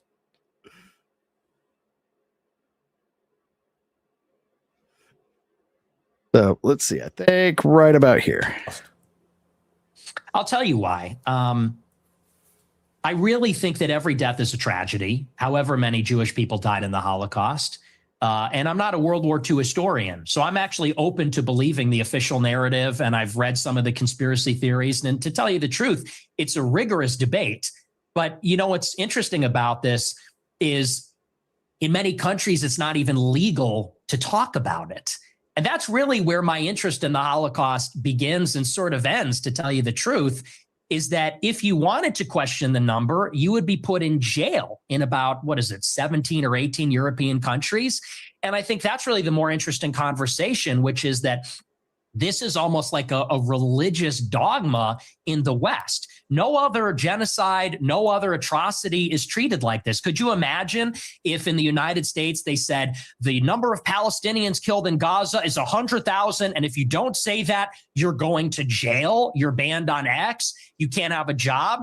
That's the part that's totally insane. And a lot of people, they can't even make up their minds. I think it's actually done a disservice. If your goal, and I'm not saying you as Piers Morgan, but if your goal, if you're an advocate for awareness about this, if your goal is to convince everybody that this is the way the Holocaust happened, I think the last thing you'd want to do is say that everyone that disagrees is in jail and is banned and you're not allowed to say it. So there's really been no open debate about the subject since the scholarship started to be produced about 60 years ago. But there is no debate to be had about the number of people who were murdered. Even the Nazis. All right, chime in. I saw you make a gesture there, Theo. That's literally exactly what he just said. Do you see what he just said? It's like what he just said was there's no debate, there's no arguments being had. You're just not allowed to talk about it. And Pierce's response was, well, you're not allowed to talk about it. There is no debate. And what do you mean what do you mean there is no debate when we find out that things were written in ballpoint pens before the ballpoint pen was invented? But we have mass graves that are completely empty. We need our music. I mean, you can't say there's no debate when things are coming out that justifies the need for a debate. Here's the thing: it causes no harm to have the debate. It causes harm to suppress the debate, actually. Literally. The reason Arza won't let this go is because we keep telling him to shut up. That's why. That's why. The only thing that could convince me or anyone else that the Holocaust didn't happen is if you said, you cannot say it didn't happen. Like, just answer the fucking question. Like, honestly, let's actually engage. Because here's the thing. Calling Nick Fuentes a gay Nazi is not going to make him go away anymore. That's not going to work. Because you're a gay Nazi incel for 2 hours. That's basically what this was. And he walked away from it more popular than ever. So let's So you have to actually win the argument now because he's in the mainstream enough and there's enough people that agree with him. If you have to defeat him, if you want to beat his ideas, you have to beat him on the merits. You have to beat him on the rhetoric. Like this whole shaming and ostracism thing isn't going to work. And I wonder, I don't know. I mean, I'm assuming that they're going to try to use this to hurt Trump somehow, but I don't know how. And it won't work. He's a lame duck president, so who gives a shit? I mean, and it's really easy to explain you can't question the Holocaust thing. If I hand you a glass of water and I say, don't worry, there's no poison in that glass of water, you're not going to drink the glass of water. No. You're going to wonder, why would you say that? Can I verify if there's poison in the water? It's like, no, fucker, how dare you not trust me? How dare you even not trust me with that? That's so fucking rude. In fact, I think you should lose your job. And it's like, oh shit, all right, my bad. And so that's what the, you know, and they weren't brought up. The other thing too is like Zoomers were not, like, I think like most of us were brought up with like a dogmatic understanding of just like, don't do that, it's bad, and don't talk about it. And so like, yeah, and so I think the best course of action is just to engage with the argument and just like actually teach people, because right now even Piers doesn't know what to say. All Piers knows what to say is you're a bad gay Nazi incel. He doesn't have an argument because he's not prepared to have that discussion. And I think one of the problem with the Holocaust debate right now is like the Zoomers who are really pushing, you know, Generation Cyclone, as it were, who are really pushing this idea, they know they can just rattle off like an 8-minute monologue full of a bunch of different citations that I've never heard in my life. I've talked to them. Like, I have no idea what the fuck they're talking about. I've never heard any of this shit before. Right? This is new to me. Haven't been that interested in the subject, but I think, you know, constantly calling them racist and telling them to shut up and kicking them out of polite society and pushing them into online, you know, the dark corners of the online discourse. This is 4chan coming to life. This is like Nick Fuentes is if 4chan in 2014 was a person. Yeah, that's what happened. I can see people with real world friends don't watch people like Fuentes. If I could go find a place to play D&D with 4 other guys, I would not be on YouTube. That's a good point. Even the Nazis in the trials after the war confirmed the numbers. The amount of documentation that was why would they not? Notwithstanding the attempts by the Nazis to destroy it, the amount of documentation that was saved and preserved and used for trials and for historical record is unprecedented in the history of mass slaughter of human beings. So we have a very clear idea of how many people were gassed to death in the gas. I gotta agree with him. We have enough historical records to prove pretty much. Like, it could be more, could be less, but that doesn't change the fact that it fucking happened. Yeah, don't run away scared. Not to Occam's razor a little and be contrarian a little bit, but why would the Nazis not claim it's 6 million if it wasn't? The answer is really simple. Let's say they only killed 100,000. Why would they not claim they killed 6 million? That's such a better number. No matter, even if it was they only killed 5 million, they'd still claim the 6 million because it's a better number. It makes them look more accomplished. So the fact that the Germans claimed it's 6 million means nothing because they're going to claim the biggest number possible to look like it was as effective as possible. See what I'm talking about? We have a very clear idea of how many were starved to death. Yeah, we're cooked, Theo. You were right. No, I have no idea what to say to that. No one's ever asked me that before. That's what I'm saying. It's like, this is certainly what the way millennials are brought up it was the reason he's making the point about the Holocaust being a religious dogma issue is because people believe what they've been told dogmatically, but they don't actually know the facts that support that view. And this is the same reason fascism is coming back into vogue. There's so many Zoomers are fascism curious because we have, as a culture, our historical memory has forgotten the arguments against fascism. This is why socialism keeps coming back into fashion. We forget why communism is bad culturally, because if you don't pass that knowledge on, people don't remember it. The things we lose culturally are the things that are so obvious everybody knows it. That's tricky because it's like, well, that's obvious. Everybody knows that. So they don't feel the need to reiterate it and to restate it and be like, no, here are the syllogistic reasons why we do not do this. Right here, and there is a connection between anti-Semitism and authoritarian fascism. Those things go together super well, and they have historic. That's a fact. So if you are, these are the things that this is an indictment of our education system. Really is what we're talking about here, and also we spent our whole education system telling particularly young white men that they're garbage and that all the problems in the world are their fault and that women are excellent and wonderful and amazing and they should be more like the girls, and just stepping on them and saying, and then we said, this is where we got really stupid. We said every group is allowed to play identity politics except you. And now we're surprised when violent white identitarian politics is here and it's a significant part of the young male voter base. We're surprised by that. It's like, no, this was the obvious outcome of the forces that you were exerting. This is this is exactly what you were expected. Jordan Peterson warned you about this in 2015. Like, this is not a surprise. Theo Snodgrass warned you about this in October. So this is as good a time to any to bring up this post, and then we'll get back to the video. Stop boosting Theo's ego. So I'm just going to read this. I have no idea who Mario Nawfal is. He's probably not even based out of the United States. Let's just be honest. They got that exposed, but it doesn't change the context of what's written here and why this kind of backs up a lot of what Theo's saying and a lot of why ours is the way he is and Nick Fuentes is so popular. Yes, good summary. Man, and you guys can't even insult Nick Fuentes without me feeling like the target. I know, he's a gay incel Nazi. Leave me alone. Okay.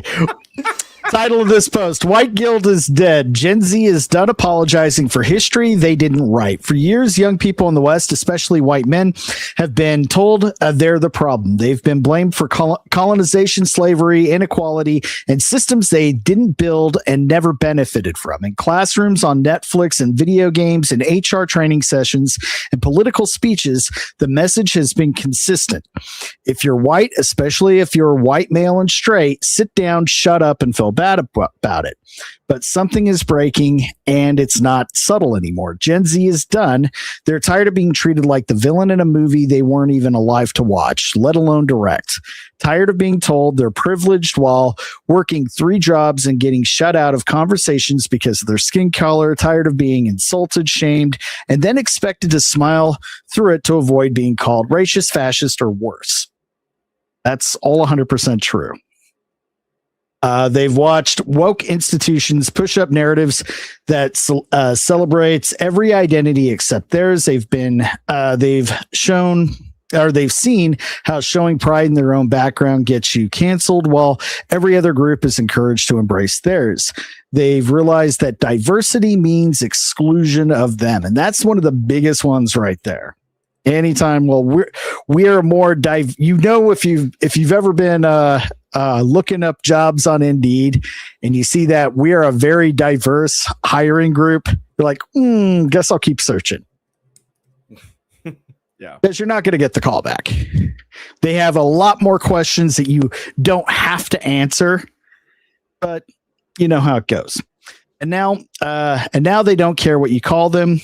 They know the games. Say something uncomfortable, get smeared as far right. Ask a question, get branded as problematic.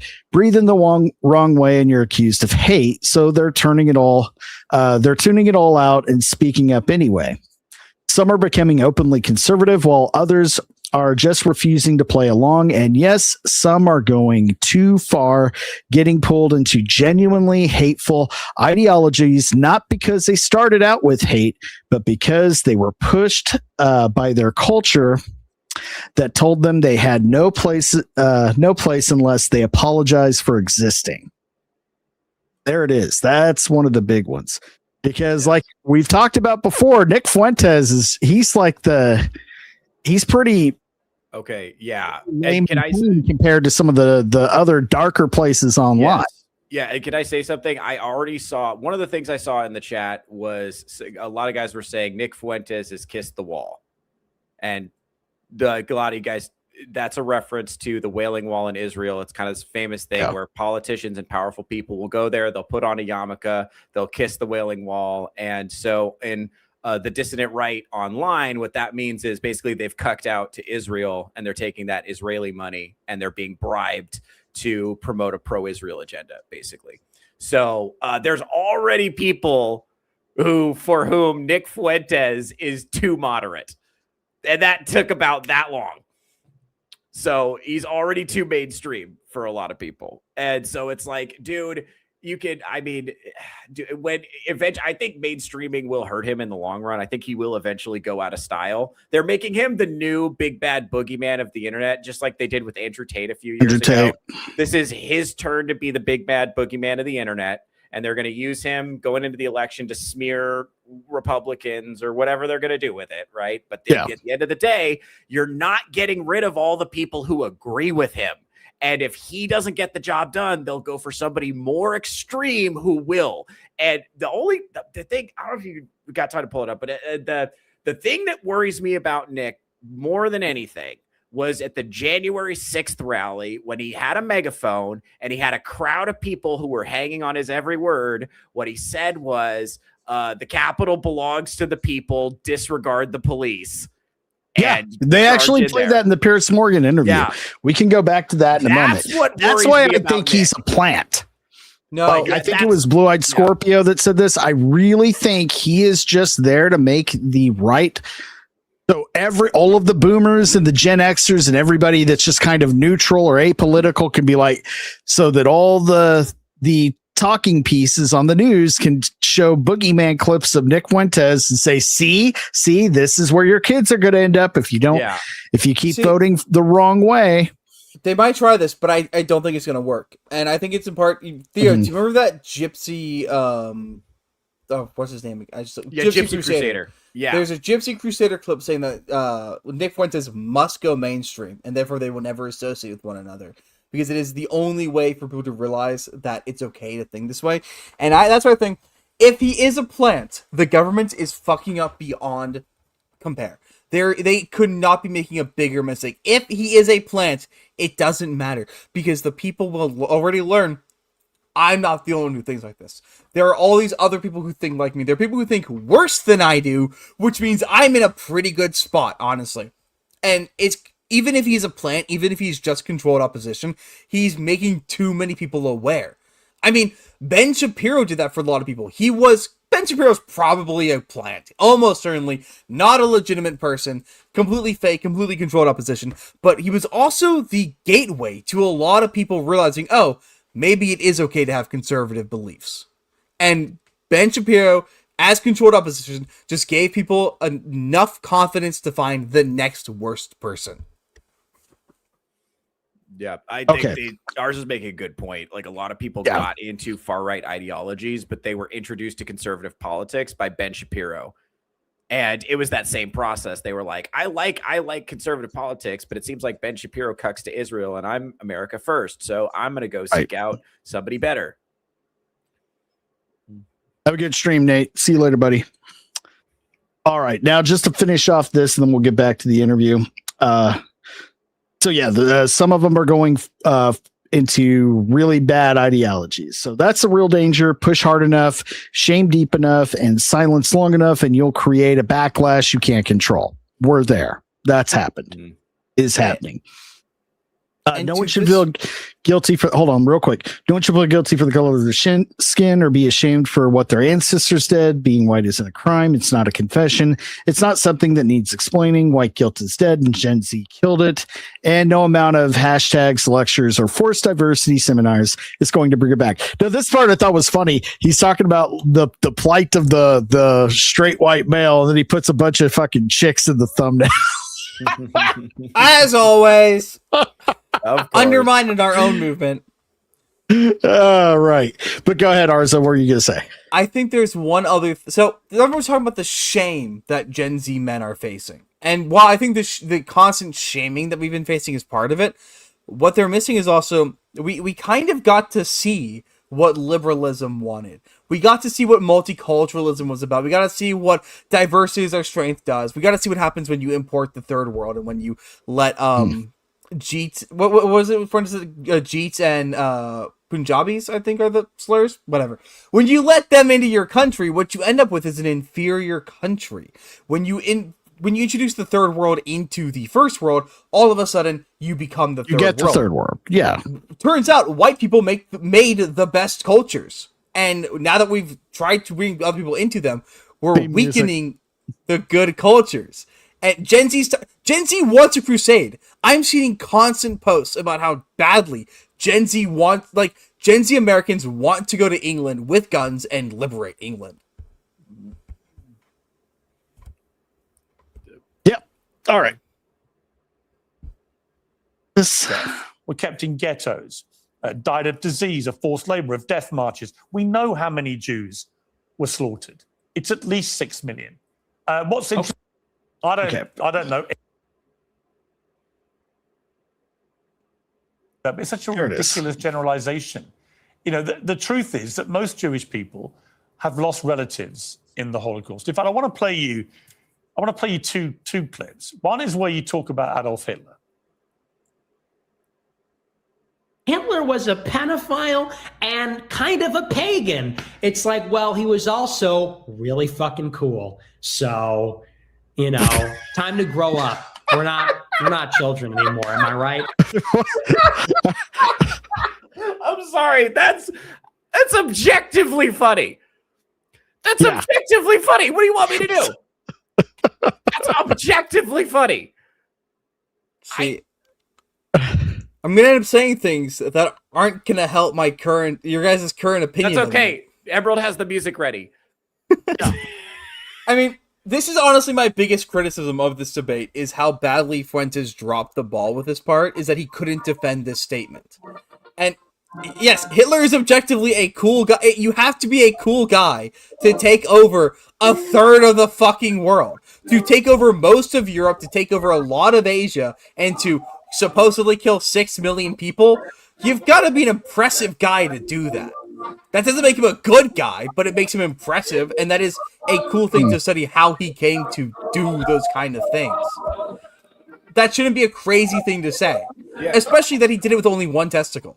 Like, that's really impressive. Also, the other thing is true is, like, I will say this in defense of Arza, at the risk of defending Arza a little bit, I will say that who history's worst bad guy is changes based on your cultural context. Like, for the found, like Hamilton got in trouble at a dinner party at Thomas Jefferson's house one time because Thomas Jefferson had some portraits, I guess not photos, but portraits on the wall of his intellectual heroes. And Hamilton was like, you forgot about Caesar. And that was a Hitler joke at a dinner party. So he got in trouble for that. They were mad at him for saying that. And that was later used against him as evidence that he was like pro Caesar or a Caesar. It was that controversial to say Caesar was cool. But it was like not well, the other thing is they didn't have a cancel culture though, because they were allowed to shoot people.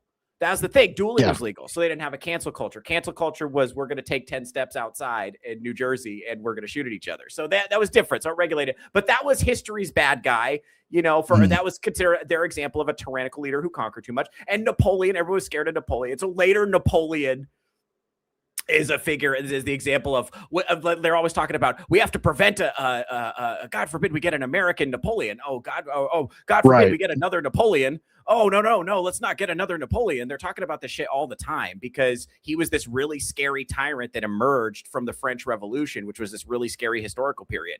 And so history's worst. And now we don't think about Napoleon as being like, you know, we just think of him as a historical figure now. We're just like the hysteria around Napoleon has died down and we view him with some more objectivity. The reality is pretty much Caesar's looked at a lot more with a lot more favorably over the but remember what happened at the time. They were so scared of him, his friends killed him because they were so scared of him taking power or having power. So like, I mean, the fact is, you gotta admit, that's actually pretty objectively fucking cool. Yeah. Yeah. And I'm saying like my point is this, like all the to Steelman Arza's position a little bit. It's like pretty much every famous guy from history killed a shit ton of people to become famous. And I understand the point that he's making. Now, I will say this. I do think Nick Fuentes is saying this on purpose to be provocative.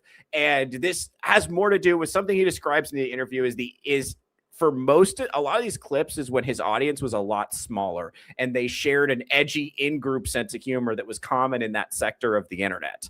That it was different. That was before he was getting millions of views on his live streams. It was a different era in his development. So I don't know. I think he's just being like edgy on purpose. But I do think there is a part of him that admires authoritarians. He admires Hitler's authoritarian streak. He also said he's an admirer of Joseph Stalin, whatever the fuck he means by that exactly. And I think part of it is I'm going to be deliberately edgy and admire characters that liberal social order says I'm not supposed to admire. So that's part of it. But some of it is like, I think there's a part of him that has authoritarian tendencies that are very real. And I don't know if he handled that. Because there's also not a way to make that palatable. Well, I think it was the, it wasn't the Carlson discussion. It was the other one that he did. Who was it with? Crowder? Yeah, the Crowder one. They talked about this, where it's clear that, Fuentes is a libertarian who realized the libertarian fallacy and doesn't know how to deal with it. Yeah. He's basically come to the conclusion that you can't save and protect culture by not having rules. He wants to have the low rule, high trust society that libertarians value, but he realized most people just aren't capable of living that lifestyle. So that means you've got to be the one person. You have to be the authoritarian to protect the libertarian. Okay. Fair you got to give up the free market system to save the free market system.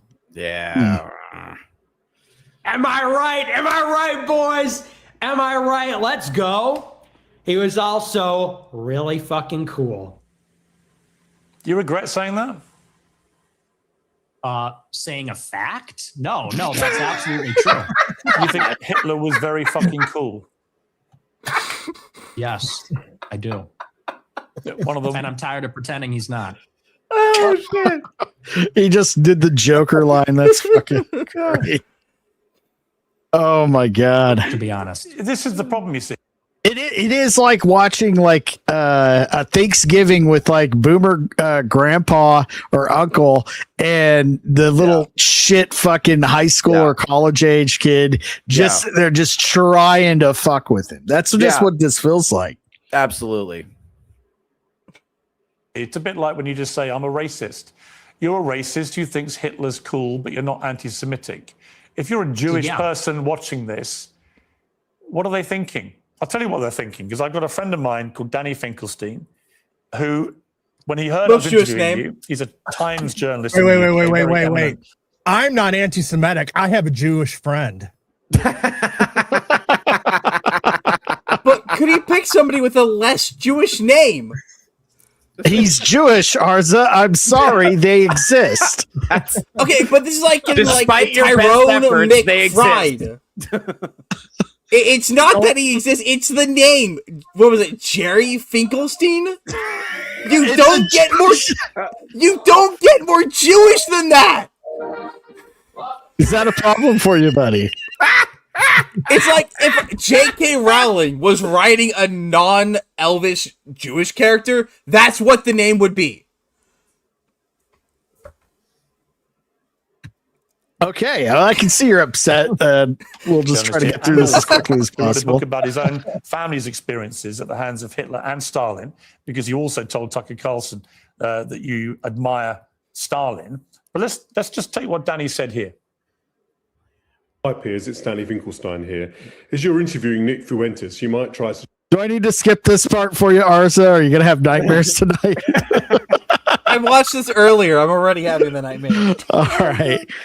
Now, You will never understand my struggle. To be fair, just to go back to the whole, I think it's fine to have the discussions. And the biggest problem, again, with the whole Holocaust debate is that you're not allowed to debate or have any discussions. Just win with facts. We're not that far along from when. Are there still any survivors still alive, or are they all passed on? There's probably I think there's somewhere. a few. Yeah, the ones that were, at least the ones that were kids, are still around. I mean, I've known quite a few in my life. I mean, people got stories about that time, so it's not that hard to disprove. That the numbers thing, that's pretty irrelevant to me. Suggesting to him that he reads my book, Hitler, Stalin, Mum and Dad. It's called Two Roads Home in the United States. Since he says he's on Team Hitler, you might like to ask him about the fact that Hitler arrested my mum, tried to starve my mum to death, did starve my grandmother to death, sent my great aunt to the gas chamber, my great uncle, my cousin. My grandmother on my father's side ended up being one out of 7 children, the only one that survived the war. So you might ask him whether he wouldn't rather be on Team Mum rather than Team Hitler. And as for celebrating Stalin's birthday, well, Stalin took my father, sent him to a state collective farm, sent my grandmother and to a state collective farm, sent my grandfather to the Gulag. You might try asking him why he doesn't celebrate Dad's birthday rather than Stalin's. It may all be a big joke to him, but he complains that he was 18 when someone tried to cancel him. Well, Stalin and Hitler arrested my mum and my dad when they were 10 years old. So perhaps he might like to reconsider his joke. See, Yeah, I do want to pause. That should have been a just a swish win for Tucker. But that's the reality of your jokes. Although I haven't for Piers, ascertained sorry, yet not whether Tucker. you are joking when you say that Hitler was very fucking cool. Are you joking, or do you actually think he was very fucking cool? The most He was genocidal cool. monster of the last 150 years. Yeah, the thing is, my generation, we're just done with the pearl clutching. Yeah, you we might be, make but then edgy- your generation hasn't gone through what Danny Finkelstein's family went through. So Yeah. maybe the pearl clutching has a way to go for families whose family members Oh my were gosh! murdered. Yeah, we got all that. We, me mom. Like we're, I don't even know who this person is. Why is this person talking to me? This old British guy is saying me mom got killed by Hitler, Because and he me doesn't dad find got it killed funny by. when you say Hitler's very fucking I don't cool. care. He finds I don't I know you care. don't care. That's fine. You don't have to care. But he does care. Does that guy care about America? Does that guy care about me and my country and my family? No. He The guy cares what you, that's a the prominent problem. conservative in America, has to say about Adolf Hitler. And what do you mean by Hitler is very fucking cool? Because I think he's very fucking a monster. Okay. oh, Wait, he's fucking a monster? Good for Hitler, boy. honestly. He's found the Very goal, fucking- the dream of all of the white women. It's like arguing with my mom. Yeah. It's like something my mom would say. Shout out don't to you my feel mom. bad about? He's just trying to. Aren't you thinking about someone else's feelings? It's just. Let's pull up the map that shows where the approach. locus of care is for conservatives versus liberals. Seriously. Nick Fuentes' locus of control is what's happening in America, what's happening to me, what's happening to my family, what's happening that is tangible and real. And Danny, I feel racist saying his name, Finkelstein, is more concerned about what happened 100 years ago, which sucked that it happened, but he's more concerned about what happened back then than he is about what's happening right now. I mean, and on top of that, with the Muslim invasion that's happening in the UK. When a World War II vet is going on to British television saying that they lost, that it wasn't worth fighting in World War II, Yeah. I don't care. And it's like, well, and it's also like the argument is because my ancestors experienced this, Western nations have to take in legions of foreigners without questioning it. And it's like I think a lot of Zoomers are kind of justifiably asking, what exactly is the connection here? And the connection is, and Fuentes gets into this a little bit in the interview, but it's the idea is in the post-World War II consensus or the he talks about the open society, which is basically like instead of asking what would Jesus do, we will ask what would bad mustache man do, and do the opposite. And that means no nationalism, no patriotism, certainly no anti-Semitism. We're just going to go no empire building, no expansion of borders, no militarism. We're going to take all that Mustache Man did, and we're going to do hard the opposite, because we don't ever want to have another Mustache Man situation. And I think what he's the pushback is like, hey, by us being insistent on this, everyone's the same, peace, love, and give everybody hugs, that's having disastrous consequences, because it's actually not true. We're letting in a lot of people who are not compatible with the country, and it's changing the demographics in a way that's harmful. And we're having a hard time talking about that honestly, because every time we try to have an honest conversation about that, we get called some kind of slur associated with Mustache Man, so that's what they're talking about. And so, and this is the way to memify that and make it an inflammatory quote that goes viral on the internet is to say Hitler was fucking cool, which is what. Yeah, and I think everything you're saying goes hand in fist with the suicidal empathy epidemic that's leading to a lot of these problems that are going to affect what part of our population in this country the most? Women, always. The Jewish population. Well, and here's the thing. Thanks for playing along. So you're allowed to blame them. Well, and here's the thing. This is what I said. You know what I meant. Well, this other thing too is like this gets back to the idea of the atomized culture. So everybody is like an individual who doesn't have any social connections. It doesn't have children. It doesn't have a marriage. Just one person staring into an algorithm, getting disconnected and scared. And that makes women in particular very easy to lie to. If you could get women really scared, and I honestly, a lot of hoe scaring clips came out of this interview that will have consequences. Oh, yeah. Okay, so that's the backlash we're going to see as the clips from this go around. The get into the women's algorithms and they see them, right? Because that's gonna, once the hoe scaring begins, then that really mobilizes women voters. And so what's crazy is they could get women to vote to let the foreigners in, and they're going to be the ones who are adversely affected by the foreigners' attitude towards women. That's what's so sinister about it. It's like they are pursuing suicidal empathy to the point that it's like, it's really destructive and like evil what they're doing. It's really awful. So I think you're right. Women will be the first that are going to be the first most negatively affected by this, then followed by Jewish communities, and pretty much followed by everybody fucking else. Yeah, dude. It's like, and that's because it's like, I think all of us agree. Nobody's got a problem with I don't want to see Adam Sandler strung up by Muslims. What the fuck? No. I don't want that to happen. I want Happy Gilmore 3.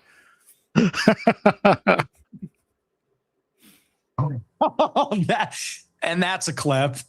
I think he's very fucking a monster. Do you hear yourself? Yeah, I mean, can we all grow up? I do. Can we all grow up? He murdered 12 million childish. people. He murdered 12 million people. What is very fucking cool about that? Tell me. The edits, it's just cool. The uniforms, the parades, it's cool as a guy. You look at World War II and it's fascinating and it's interesting and it's compelling. And it's cool. And, we're just tired of saying these kinds of things. We want to talk like real people and give our honest opinions. And then we literally get an old Jewish guy from England who's going to say, oh, that's not very funny, mate. Me mom. And it's like, shut up. Like, no one is in favor of genocide. So let's just get that out of the way. We're not in favor of a Holocaust or genocide. Do you think if half your family had been wiped out by very fucking cool Hitler, you'd still think he was very fucking cool?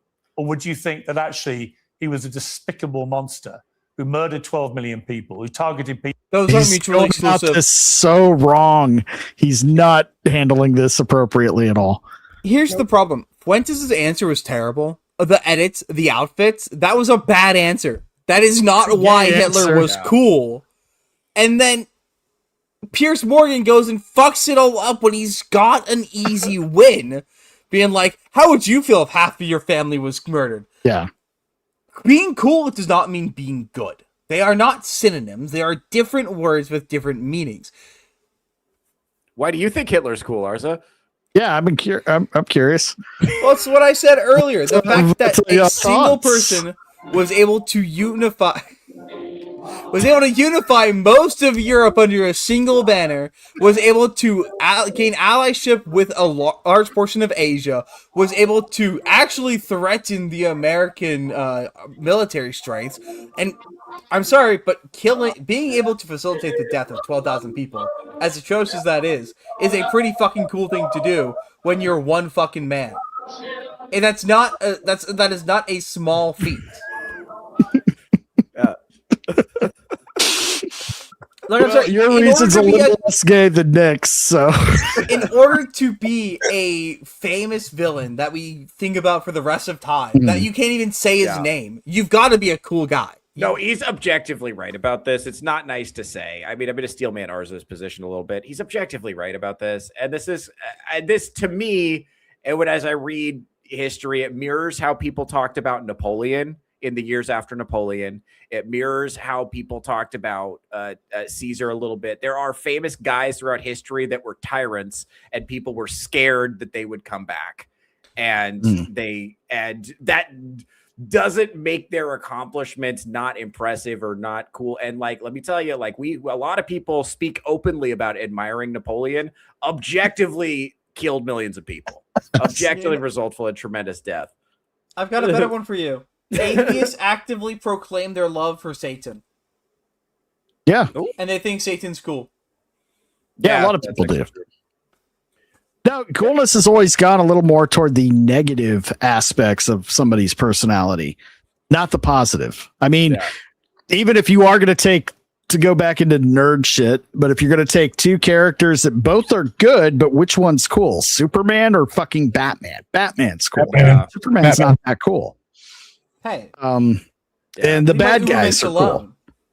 I'm fine with Superman, but if we're talking about a cool factor, like just by the actual definition of the word. Yeah, here's the good guys are. Who's objectively cooler? Just cooler, not a better person. Who's cooler, Luke Skywalker or Darth Vader? Who's cooler? Vader. Right. I was literally about to say that, Theo. You bastard.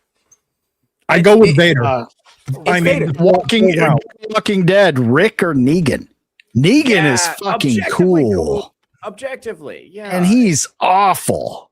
It's not saying good, but this is what I think what we're seeing from Piers is the hysterical antibody response of the HR department. And because I saw this in the school system, you see this, and the Zoomers are just absolutely sick of it because they know there's no incentive to cooperate on the other side. Like the millennials, they were like, if you allow us to cuck you and make you into feminists, then you can make a bunch of money and have a house and children and a family, and women will like you and you can be a contributing member of society.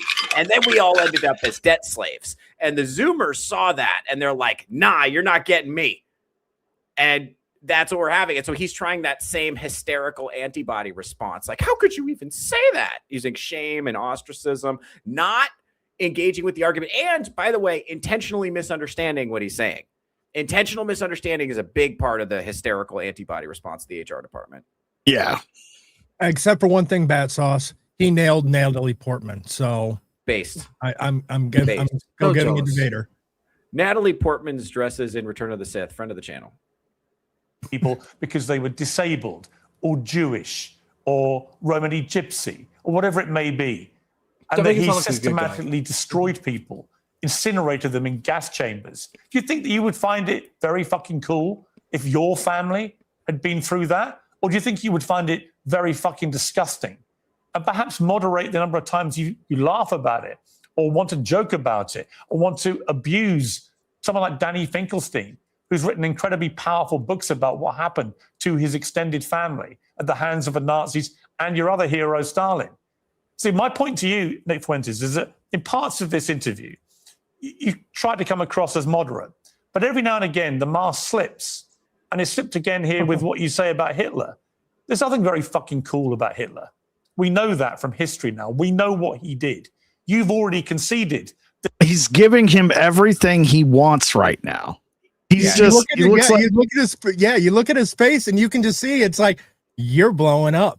No, you're getting really upset. this is exactly what he wants. Yes. This is giving the troll. This is what we get. This is ancient internet. The troll. Lore. One of the first things you learn is don't feed the troll. This is 4chan come to life. This is a 4chan troll who got exactly what he wanted. You got somebody who's big and a big important millionaire who's world famous that everybody knows, who's highly educated, is fucking shit fucked off his ass, angry at you because of something you said that you thought was funny. And now you just get to watch him squirm. And the crazy part is Nick knows that this is going to be a clip that's going to go viral. He already called it and it's already happened. And look at that. I mean, his supporters fucking love this shit. Now, I will say the downstream of this, the host scaring effect of this could be pretty significant. Like there's a lot of host scaring stuff that came out of this interview. Let's see. I really forget to celebrate. You guys are correct about the dinner table reference. It reminds me of school teacher scolding a 9-year-old with how you would feel. Yeah, absolutely. Absolutely. Absolutely. That's exactly right. And this is what the Zoomer men, they've been nagged at constantly for 20 years and they're just done. It doesn't affect them anymore. They don't even feel it. They don't even register it. Like, he murdered at least 6 million Jews. So when you say he's very fucking cool, Jewish people watch this and go, this guy's disgusting. Why would he say this about someone who perpetrated such an evil? And what's the real answer? Why do you? Is it just for clicks? Is it for money? Is it just for fun? For shits and giggles? What is it? What motivates you to say something like Hitler was very fucking cool?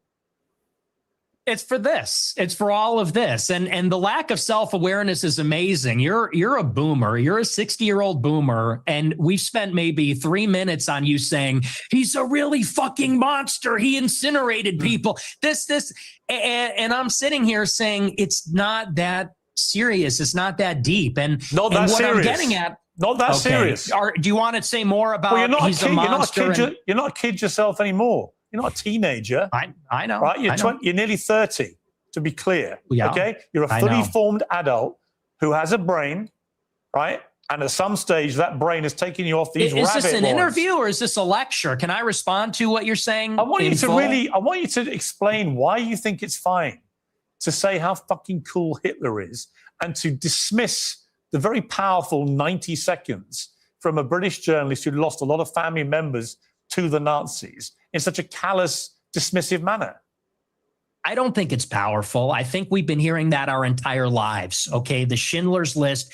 Let's just be honest. The propaganda is over the top. We have been brought in America. What about the Schindler's List? Tell me about the Schindler's List. Well, tell me about the Schindler's List. I'll tell you about it.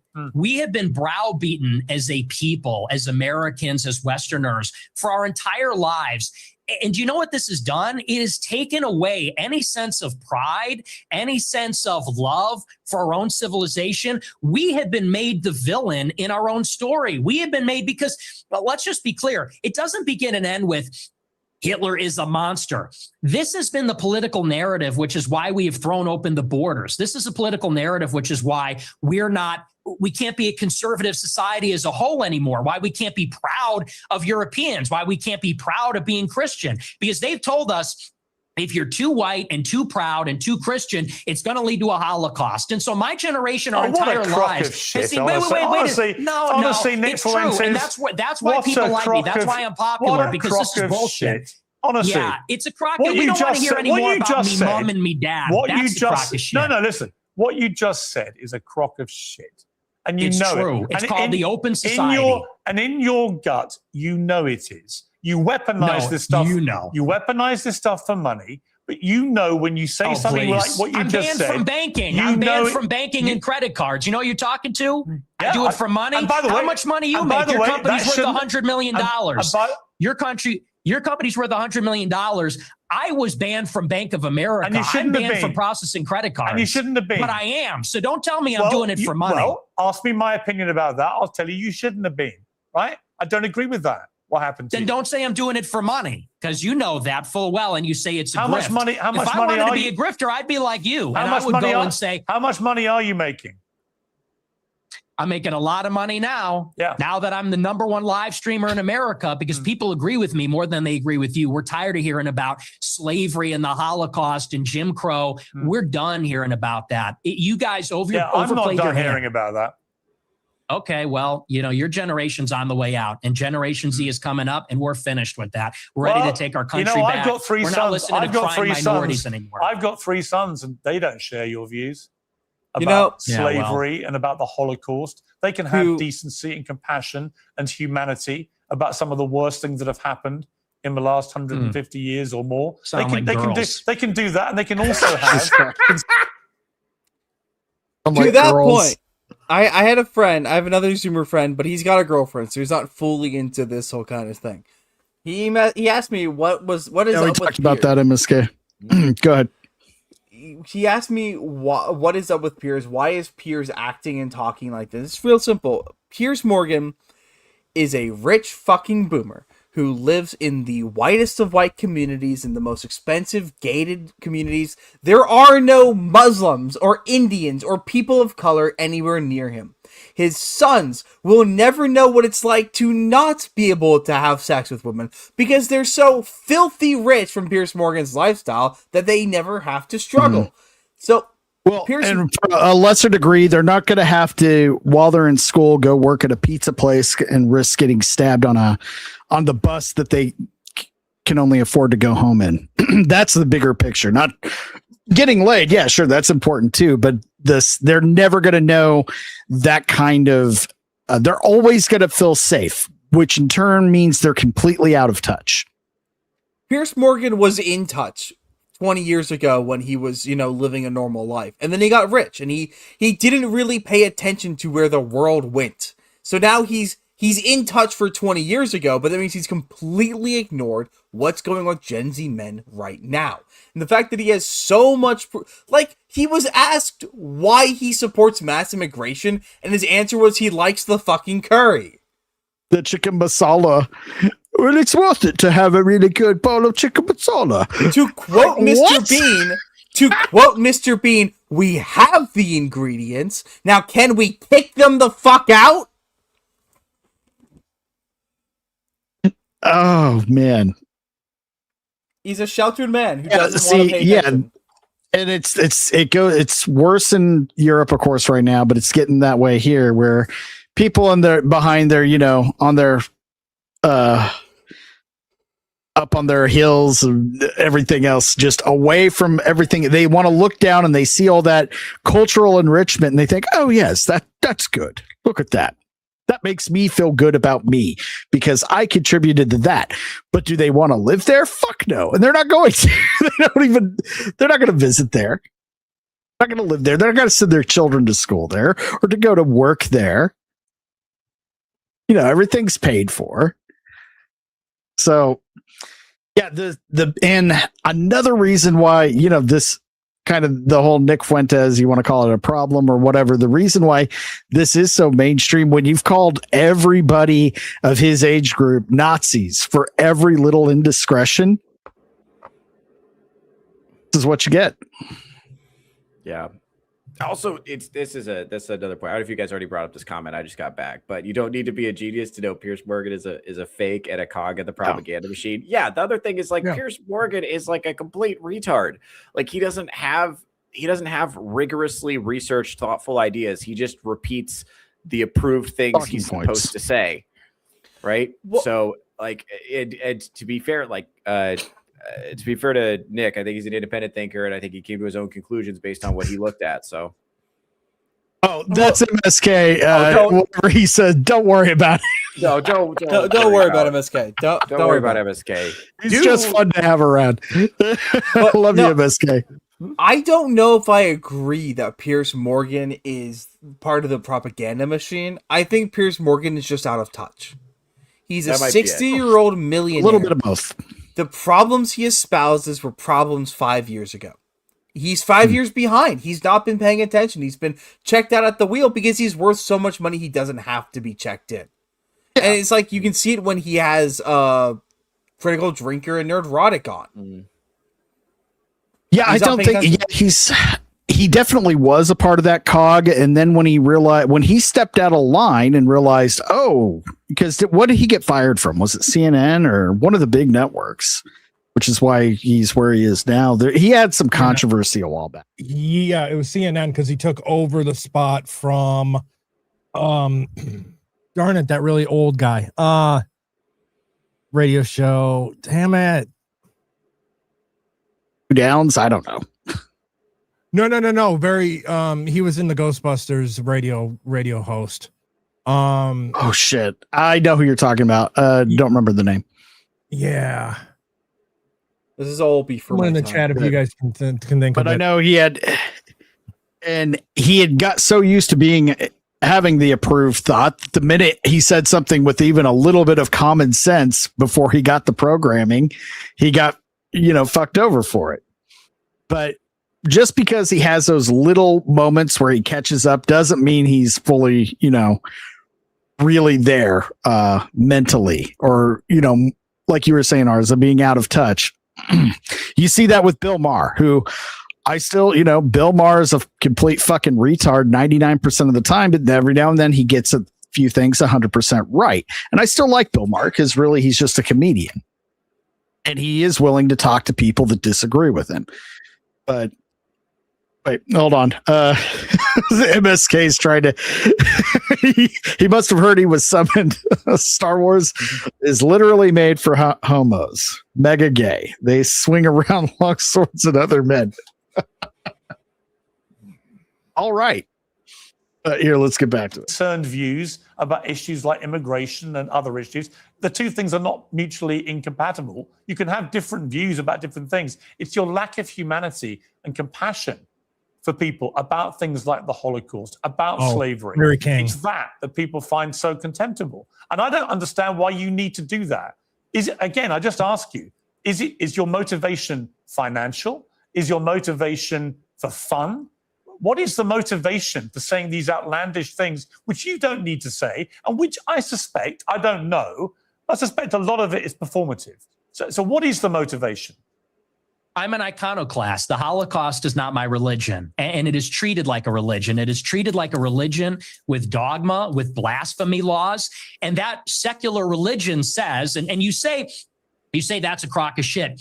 It's intentional. It's called The Open Society by Karl Popper. It's by these architects of the liberal order after World War II. They got together and they said, how can we make sure that Hitler never happens? How can we make sure that totalitarianism never happens again? And they came up with the consensus, which is that we need to take down nations, religions, fathers, the authoritarian personality. We need to be empathetic and altruistic. We need to be diverse and pluralistic. And that experiment isn't working. And I'll tell you the truth. Right now, and you can laugh at this, you can scoff at this, our people are being genocided in our country.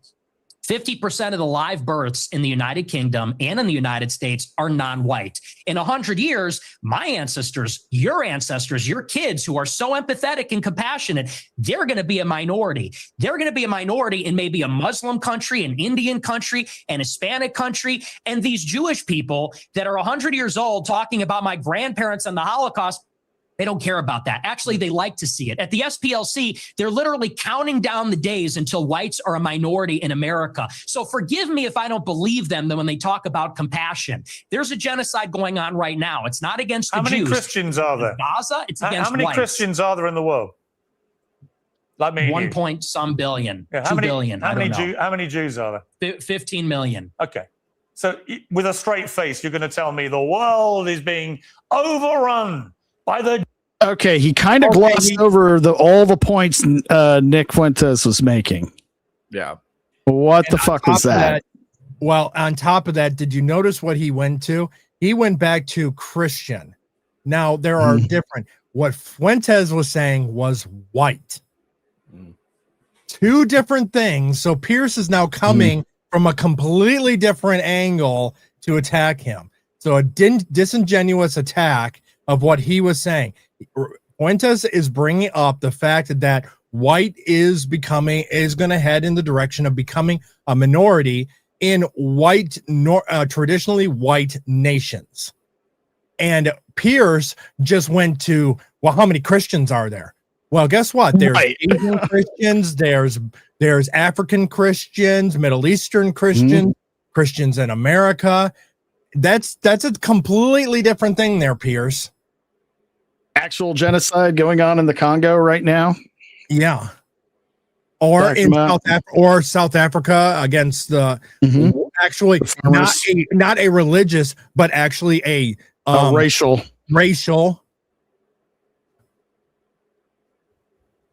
And Yeah, right, he this just goes- completely glossed over it. This goes right back to the funniest part of this debate, where Piers Morgan doesn't comprehend the concept of per capita. Yeah.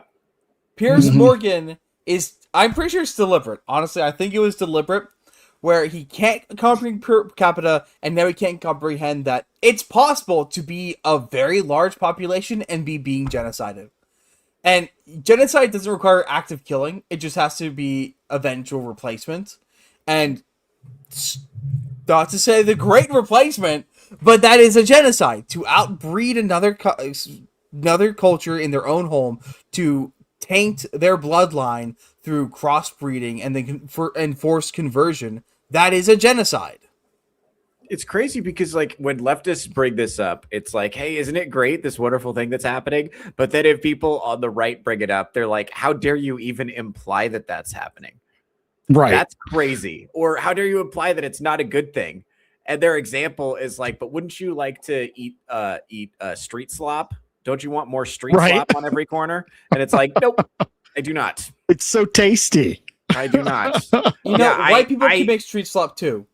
Yeah, wouldn't it be great if the DMV smelled worse? Wouldn't that make it better? No.